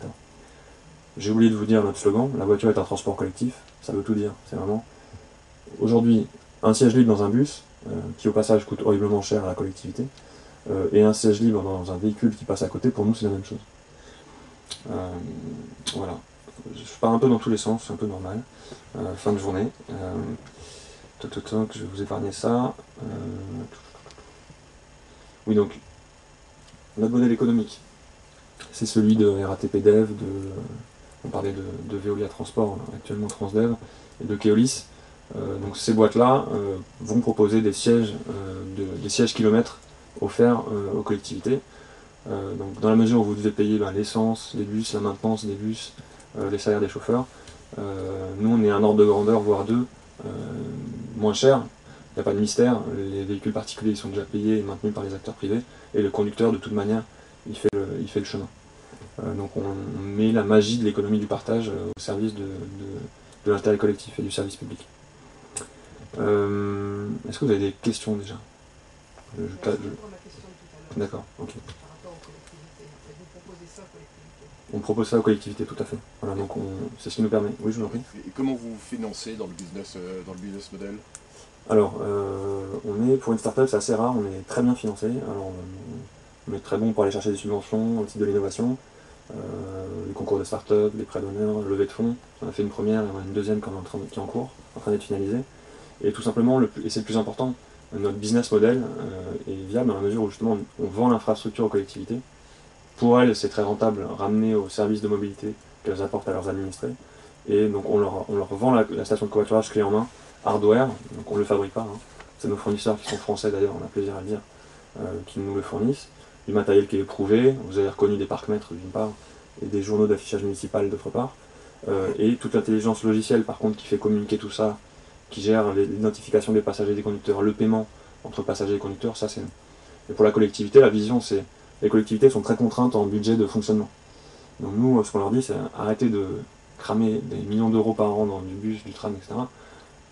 Prélever un peu de cet argent-là et transformer-le en investissement, équiper durablement votre territoire de stations de covoiturage. Une fois qu'elles sont installées, après ça tourne, il n'y a plus rien à payer, juste les abonnements des SIM et un peu de maintenance. Et une fois que c'est installé, ça tient, quoi. Un eurodateur, rappelez-vous, avant il y avait des pièces, donc je peux vous garantir que c'est robuste. J'ai bien aimé les projets X. Alors on a beaucoup de projets X. Alors, je ne sais pas si on ne les a pas appelés de projets X encore, mais on a beaucoup d'idées. On a une équipe qui est pluridisciplinaire, on a des développeurs forcément, on utilise les paradigmes des objets connectés, on a du web, on a une app mobile qui va sortir, on a un pôle de data science qui vient de se monter, mais on a aussi, et c'est là que c'est intéressant et ça illustre bien la largeur de notre scope en termes de compétences, dont on est obligé d'avoir. On a 3 personnes qui ont travaillé en collectivité, on a un designer, on a une personne qui fait de la com. Voilà, on est obligé d'avancer sur tous les fronts en même temps. Voilà, et donc sur les projets X et les idées, on travaille de manière active avec des constructeurs, on sait quel véhicule connecté qui est là, qui arrive demain, le véhicule autonome après-demain. Dans la mesure où notre solution est connectée, en fait on est évolutif. Sous ces airs un peu, old school, en fait on a l'habitude de parler on permet la transition. c'est plus dans les sujets environnementaux, les débats environnementaux et énergie, où on va parler de transition. Nous, on sait que les enjeux, ils sont maintenant, ils sont aujourd'hui, donc on ne peut pas attendre le véhicule autonome et tout ce qu'ils nous promettent. Faisons ça déjà. Nous, on rend service à des gens aujourd'hui qui n'ont pas de smartphone, des populations qui sont précaires, des personnes qui ne parlent pas forcément très bien français. On rend service à des gens qui sont dans des communes rurales où vous avez 3 bus le matin. Voilà. Nous, aujourd'hui, ça marche, notre truc. Et si demain, il y a des véhicules autonomes ou machin qui arrivent, ok, on sera compatible. Combien de temps il reste? Je peux parler des heures. Non, je vous avais promis de prendre un peu de hauteur par rapport au thème. Donc la révolution numérique s'attaque à la maîtrise de l'énergie. L'énergie, moi, vous avez compris, hein, j'ai traité en début de carrière, fin de mes études, début de carrière, mais c'était plus sous l'angle des enjeux environnementaux et le CO2 et l'énergie fossile étant un des gros problèmes, sous l'angle de la diminution de la consommation. Et donc forcément de la maîtrise. Et dans un monde où on a notamment des projections de population qui augmentent, on est obligé, enfin en tout cas on est obligé. Moi je ne vois pas comment en tant qu'ingénieur on peut ne pas bosser sur justement faire mieux ou pareil avec moins d'énergie. C'est Jean-Marc Jancovici qui l'écrit dans un de ses livres. Il dit, il y a l'ingénieur dans les 30 Glorieuses, finalement on lui disait, le problème qu'on lui posait c'était de faire plus vite, plus grand, etc. On est un peu sorti de ça, enfin on peut faire une carrière formidable en tant qu'ingénieur à optimiser des problèmes de la sorte, sans voir plus loin que notre problème. Moi j'ai l'impression que l'ingénieur d'aujourd'hui justement il est obligé et il doit prendre beaucoup plus de recul et regarder comment la société et les systèmes fonctionnent. De fait, nous on travaille avec des collectivités, on est obligé de fédérer des acteurs autour de nous, on va chercher des industriels, donc Parc Léon pour les parcs-mètres, c'est le leader mondial du parc-mètres. On leur apporte de l'agilité, on leur donne un peu de hauteur de vue. On est obligé de faire du design, enfin voilà, il faut voir un peu plus loin que des problèmes un peu isolés, quoi. Et sur la révolution numérique, moi j'ai pas fait d'informatique, Alix, c'était absolument horrible, c'était très rébarbatif. Par contre, entre la phase de conseil et l'entrepreneuriat, la fondation des COV, j'ai fait un de ces Dev Bootcamp, c'est un truc de 9 semaines là, où vous, ça devient de plus en plus cher parce que c'est vraiment à la mode, vous payez les 3 000, 4 000 euros, et vous avez 9 semaines, la promesse c'est en 9 semaines, alors, leur promesse c'est que vous pouvez devenir un développeur informatique et demander un salaire à 120K dans la Silicon Valley. Bon. En pratique c'est plus, vous pouvez comprendre comment travaille un développeur, qui vous raconte pas des bobards, et en tout cas vous pouvez commencer à continuer à vous former après, quoi. Et je regrette pas du tout, ça coûtait assez cher, mais je regrette pas du tout. Parce que pour le coup, vraiment, aujourd'hui chez ECOV, donc Thomas, vous l'avez compris, s'occupe plus de l'aspect collectivité, discours commercial et positionnement, et moi je m'occupe plus de la technique, et notamment des développeurs informatiques. Donc on a 3 développeurs, ils ont une mi-trentaine, et voilà, ils font des choses très très pointues, ils sont très très forts. Cette petite formation m'a permis justement de comprendre ce qu'ils font, et de les encadrer et de les aider. Et pour le coup, c'est pour ça que Jérémy, je disais que ça illustrait pas, ton pitch illustrait parfaitement le thème de ce soir. Nous, c'est un peu moins vrai, typiquement. On a des concurrents qui font du numérique pur et qui disent c'est ça qui va faire marcher le covoiturage de courte distance. Nous, on dit justement, bah non, le numérique, ça fait pas tout. On est obligé, en l'occurrence, de mettre des bonnes vieilles machines au bord de la route, de faire des trous, de mettre du béton et de travailler avec les collectivités, quoi. Donc c'est un peu l'antithèse. Mais pour le coup, ce qui nous permet de faire ça quand même, c'est en tant que jeune structure, et c'est justement l'aspect, c'est le moyen d'accélérer qu'est le numérique. Il y a un aspect générationnel aussi, dans la mesure où les boîtes qui sont installées manient pas très bien les outils numériques, et nous on est familier avec ces outils-là, et donc on comprend beaucoup plus vite les manières de faire. Moi je le vois plus comme un moyen, quoi. Voilà. Excusez-moi pour l'aspect un peu brouillon de la présentation, ça partait un peu dans tous les sens. Ma question portait sur ECOV. Je voulais savoir s'il y avait une densité de trafic minimum qui permettait en fait de faire tourner le modèle, en tout cas à un niveau suffisamment satisfaisant, qui soit comparable à des services de bus. Et qu'est-ce que ça voulait dire en termes de pourcentage du territoire national qu'on pouvait espérer couvrir avec un modèle comme ça? Effectivement, on a l'habitude de dire on n'invente pas les voitures, c'est-à-dire que quand sur certaines, on a des passagers qui nous appellent sur la hotline à 3h du matin et qui nous demandent d'aller à Marseille depuis les numéros, bon, on leur explique que c'est pas exactement ça. Alors il y a plein de voitures, par contre on les invente pas, et donc nous notre rôle c'est de donner à voir aux passagers, leur donner à comprendre quand est-ce qu'il y a des véhicules, où est-ce qu'ils vont, et donc vraiment qualifier l'offre, exactement comme on a une vision très déterministe des bus, maintenant on les voit quasiment se déplacer en temps réel. Et ça, c'est une vraie difficulté. Après, il y a les niveaux d'équipement, c'est-à-dire que sur les voies communales, où il n'est pas forcément pertinent de mettre une station tout équipée, par contre, mettre quelque chose de plus simple, plus léger, mais qui quand même permet de mettre en relation le passager avec son conducteur, dans la mesure où on a expliqué aux passagers qu'il n'y avait pas beaucoup de conducteurs, mais il y a des moments où à l'heure de pointe du matin, il y en a quand même pas mal, il y en a quelques-uns, ça peut le faire. Et de l'autre côté du spectre, je parlais d'autoroute tout à l'heure, là pour le coup, ça commence à causer, quoi. Si vous, je vous invite quand vous sortirez, quand vous marcherez dans la rue à regarder les véhicules, à voir ça comme un réseau de chemin de fer équipé de gares, et vous verrez que c'est considérable en pratique.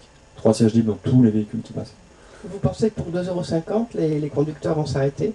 Moi, je ne le pense pas, je le constate. Ah oui. Même pour moins que ça, madame. Oui, pour moins que ça. Alors là, pour... en fait, comme il fait le slogan de McDonald's, c'est venez comme vous êtes. Nous, on aurait pu le reprendre pour les conducteurs. C'est-à-dire que nous, pour que notre station de covoiturage, elle cartonne, elle apporte un vrai service aux passagers, et en l'occurrence qui attendent très peu, il faut que le premier conducteur ou le deuxième conducteur qui passe, il s'arrête. Donc ça veut dire qu'il vote à gauche, à droite, qu'il soit écolo, qu'il soit à 10 € à la fin du mois, enfin, tous, il faut qu'on arrive à leur donner envie de s'arrêter. Donc aujourd'hui, oui, on a des gens qui ont encaissé des tickets de covoiturage de 1,20 €. Il y en a d'autres qu'on a vu nous dire, quand on leur tend le ticket, ah mais tu rigoles, je faisais du stop quand j'étais gamin, genre service. Il y a des tickets, je ne vois pas comment ça marche. Je vais aller très très vite sur le parcours utilisateur. La borne est équipée d'une imprimante thermique, et donc, qui imprime un titre de transport. Alors c'est pas un ticket de bus, c'est un ticket de covoiturage. Dessus il y a des instructions pour le passager, mais aussi pour le conducteur, puisque quand le conducteur s'arrête, le passager donne le ticket au conducteur, et il peut y lire qu'en tapant le code qui est sur le ticket sur internet, il peut récupérer l'argent. Donc ces gens-là qui nous disent moi 1,20 € ou de l'argent, tu rigoles, je t'ai en service, par contre on leur propose de donner l'argent à une association caritative et ou locale, et là ils encaissent. Donc il y a plein de choses à proposer.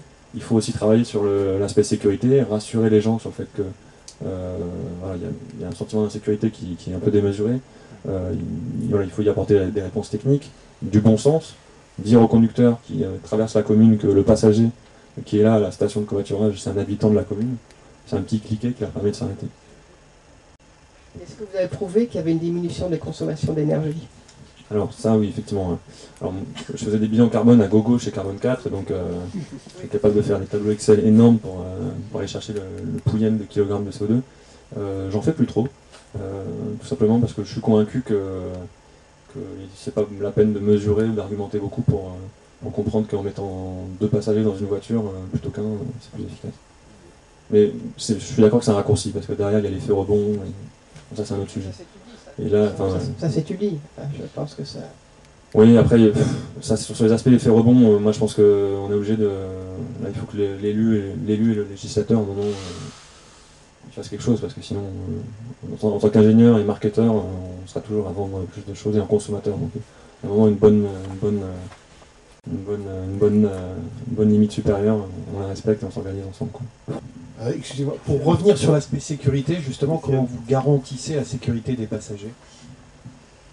Alors, la question est très bien posée, puisque la sécurité des conducteurs est plus simple à organiser, puisque les passagers, pour accéder au service, ils ont fourni un numéro de portable qu'on a vérifié, comme sur le Blacard. Par contre, la réciproque n'est pas vraie, puisque le principe, c'est de permettre à tous les conducteurs, et notamment ceux qui ont jamais participé, qui ne sont pas inscrits, de s'arrêter. Là, il y a un certain nombre de moyens techniques qu'on apporte. De l'envoi de la plaque d'immatriculation par SMS, au suivi géolocalisé avec l'application mobile qui est en train de sortir, exactement comme comme Uber le propose. Voilà, donc vous enclenchez le suivi, vous êtes tracé, vous pouvez partager ça avec vos parents ou votre compagnon ou compagnonne. Et ça peut aller jusqu'à encore une réponse infrastructurelle avec une caméra de vidéosurveillance qui peut faire de la lecture automatique de plaques. Oui, j'avais une autre question, qui cette fois-ci est pour Metron, je vais en profiter. Lorsqu'on regarde les problématiques d'IoT, et on retrouve ça dans l'IoT appliqué à l'énergie, on s'aperçoit qu'il y a finalement 3 grands types de savoir-faire. Un savoir-faire, je dirais, métier, comme par exemple, voilà, comment est-ce qu'on gère une virtual power plant, et de quelles données on a besoin pour ça, et quelles sont les règles finalement de gestion qui vont permettre d'optimiser le fonctionnement d'une BPP.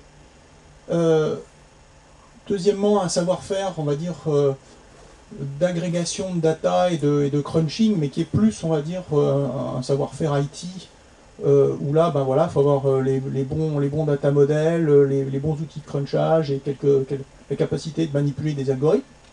Et troisièmement, un savoir-faire de capture de la donnée sur le terrain, où là, dès qu'on est en environnement industriel, ça devient vite souvent le cauchemar, parce que on est face à des machines qui, derrière, n'ont pas été au départ conçues pour qu'on puisse collecter des données, soit parce qu'on est sur des systèmes antédiluviens qui sont absolument pas ouverts, soit parce qu'il n'y a même pas de systèmes digitaux, quoi que ce soit, qui permettent effectivement d'obtenir la donnée directement.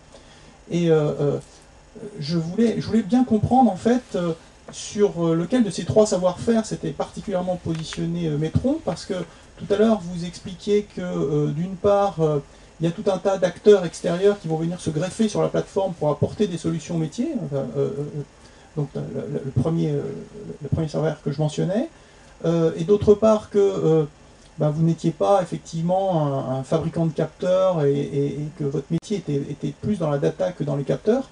Or, j'avais l'impression que c'était plutôt sur l'aspect métier et sur l'aspect capture de l'information qu'étaient les savoir-faire les plus difficiles, avec les barrières à l'entrée les plus élevées, plutôt que sur cet aspect data crunching central. Ok, merci pour cette question. Très précise.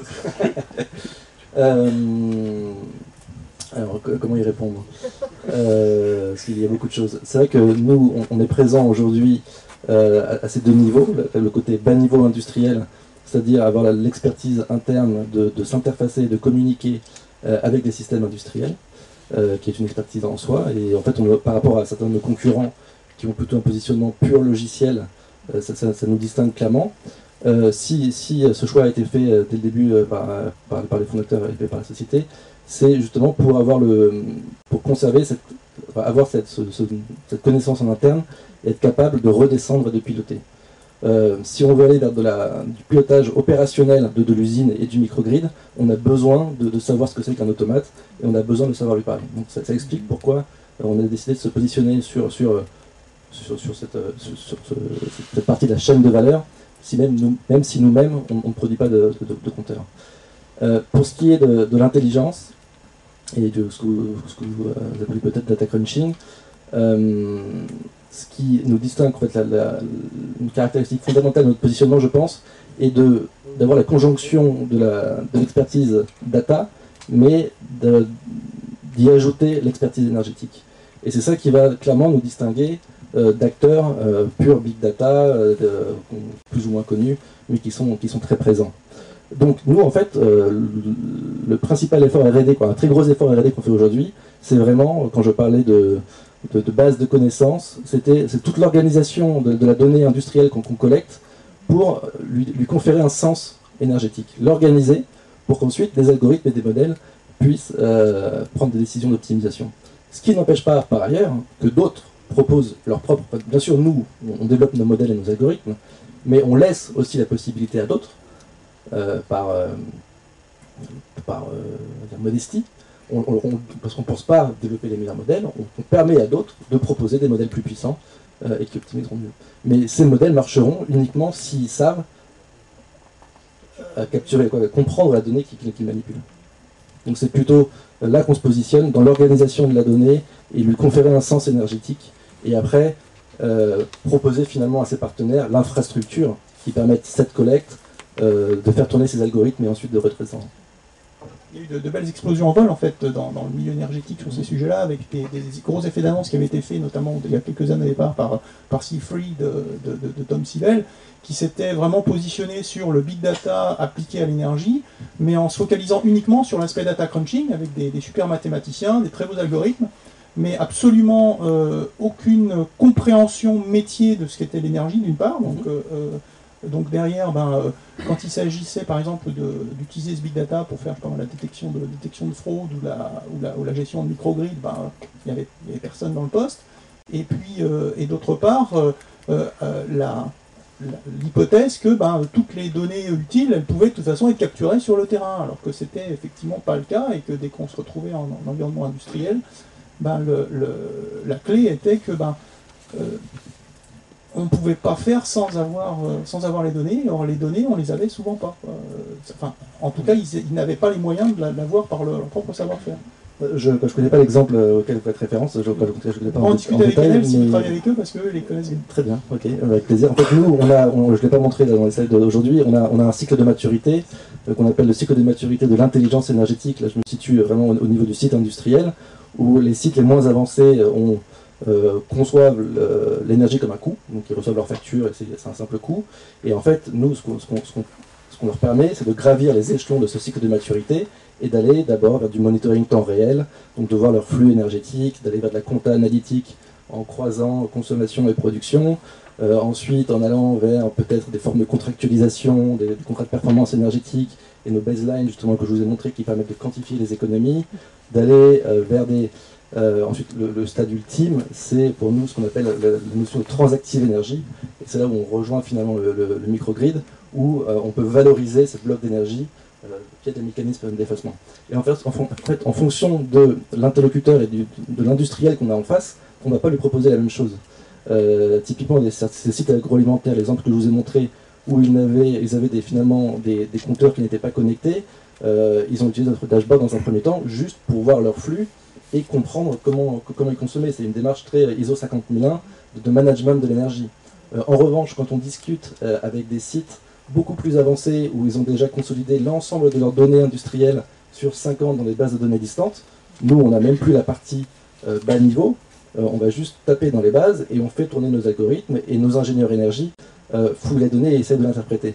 Et en fait, la notion d'accompagnement est très importante, et ça nous distingue aussi d'autres, c'est qu'effectivement, le logiciel seul, la courbe seule, ne fait pas des miracles.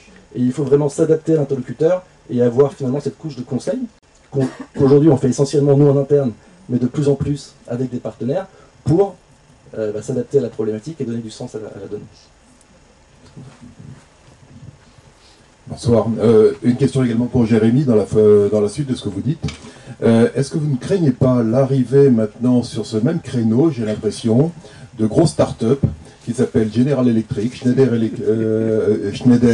Engie, et quand on les écoute, elles tiennent à peu près le même discours. C'est pour ça que j'appelle ça des start-up, parce que j'étais surpris parfois de me dire que ces sociétés se comportent comme des start-up. Et un jour, je demandais à l'un d'entre eux, mais qui sont vos concurrents? Et il me disait, en gros, on n'en a pas dans le business model actuel, ça doit être des start-up. Vous une société qui fait 150 000 personnes, qui a des start-up pour concurrents, mais ils ont des moyens. Ils ont la capacité de traiter la donnée ou de faire des partenariats avec des Google, etc. pour les traiter. Et ils ont accès aussi comme vous, parce que la force que vous mettez en avant, c'est d'avoir la connaissance du process. La connaissance industrielle, la connaissance des machines, la connaissance des process. Eux partent également du même constat en disant, nous on a la connaissance des métiers, la connaissance des process, et ils ont en plus la base installée. Ils ont une base installée extraordinaire à travers le monde. Alors voilà, comment vous voyez cette concurrence de ce côté-là? On est ravis de voir que leur discours évolue aussi et qu'on a finalement la même vision de l'évolution du secteur et qu'on essaie d'apporter la même réponse. Par rapport à certains des noms que vous avez évoqués, une différence, je pense, importante vient un peu dans l'ADN des sociétés. Et il y en a un certain nombre qui sont finalement essentiellement des fabricants de matériel. Et quand j'évoquais tout à l'heure ces silos, ils peuvent être effectivement un petit peu prisonniers de leur périmètre et de leur marque et de la volonté finalement de toujours vendre leur matériel plutôt que l'intelligence en tant que telle. Donc nous, ce qu'on vend, et ce pourquoi on est choisi, c'est cette interopérabilité et cette capacité à s'interfacer avec tout système. Et les industriels qui nous choisissent savent qu'il n'y a pas d'enjeu derrière d'aller leur vendre des compteurs ou des équipements hardware. Et pour en revenir finalement au-delà du business model de ce qu'ils tentent de faire, ça transparaît également dans leur manière de travailler et dans les moyens qu'ils ont. C'est vrai qu'ils ont beaucoup, 1000 fois plus de moyens que nous, mais qu'aujourd'hui, leur PNL, leur activité, c'est le matériel. Et que donc, ils mettront... Quand on parle de leur activité big data, en tout cas encore aujourd'hui, finalement, on ne parle pas de ces grandes multinationales aux moyens super puissants, on parle d'une équipe de 30 data scientists qu'ils ont recrutés et qui travaillent dans un coin pour développer l'intelligence en question. C'est un peu ça qu'on perçoit.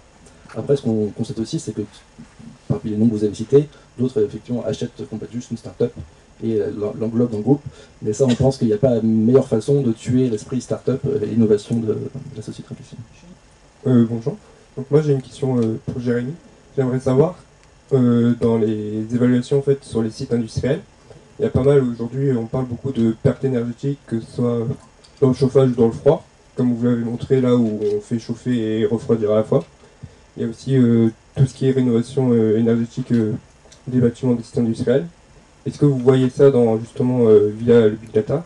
Et ensuite, est-ce que vous proposez des moyens justement de, je sais pas, de rénover par exemple des chaudières ou rénover des murs ou créer l'isolation pour justement faire des économies d'énergie?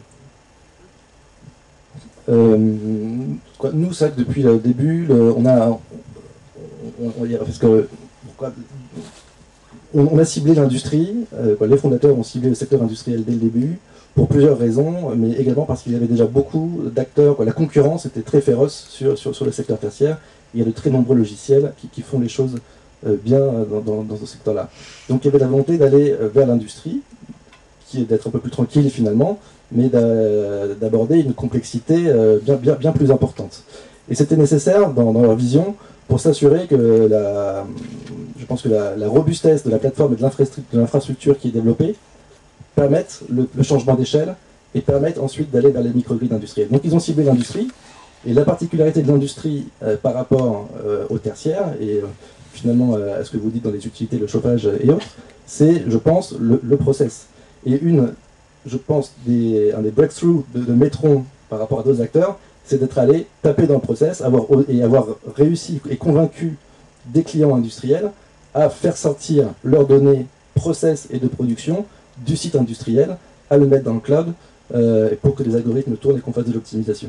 Et ça, beaucoup de gens, alors moi je n'ai pas forcément le recul, par exemple, de certaines sociétés comme le président, mais apparemment des gens étaient très sceptiques sur cette possibilité et sur l'accord que donneraient les industriels. Et donc ça, en mode un peu start-up, on y allait à fond, on l'a fait.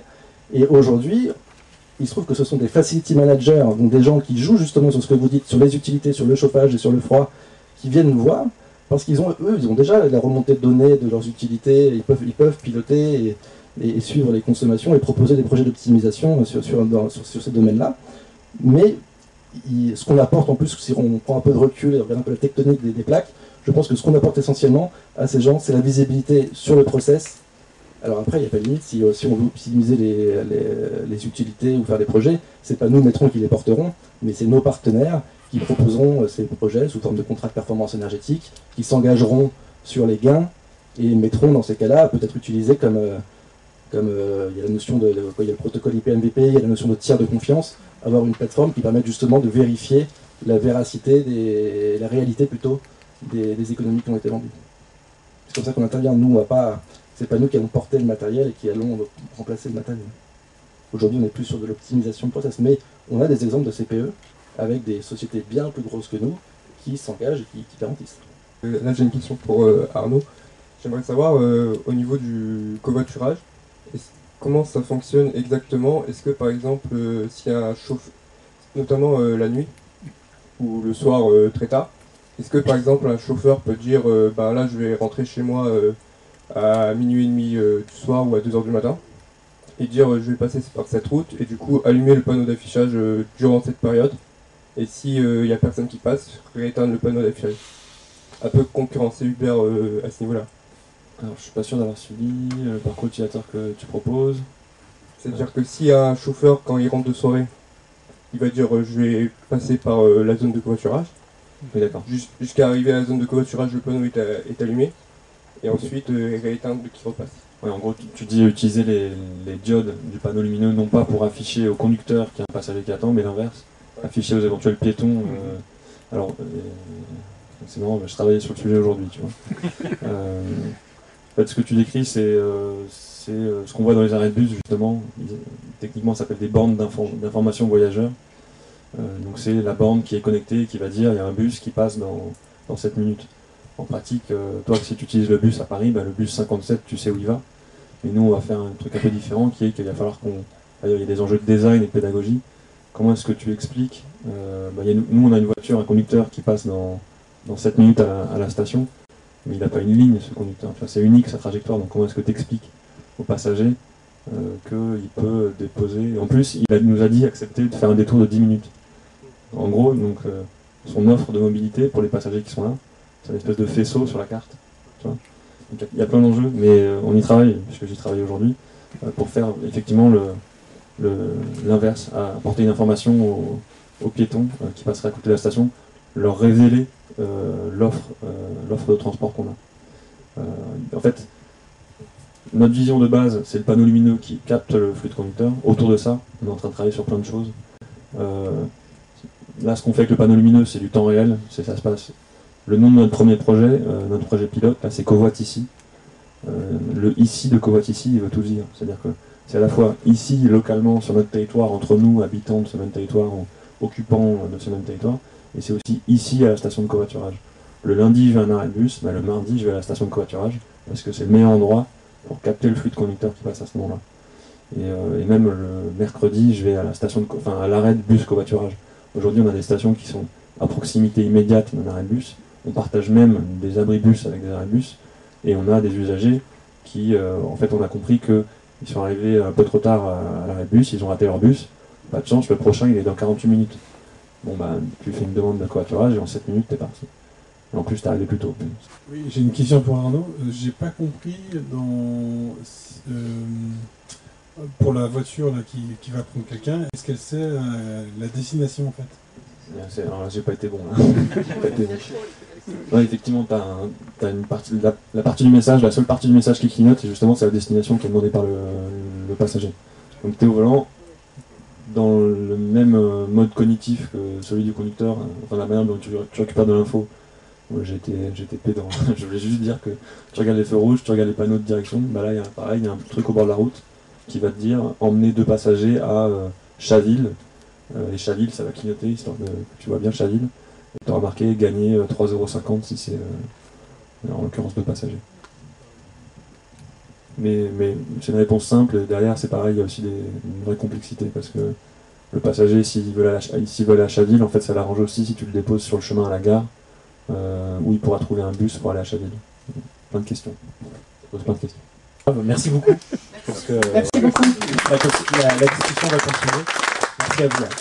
Dernier truc, je profite de la tribune. On a plein de challenges qui se profilent, des grandes ambitions, donc on est toujours à la recherche de têtes bien faites, curieuses et dynamiques. Ouais.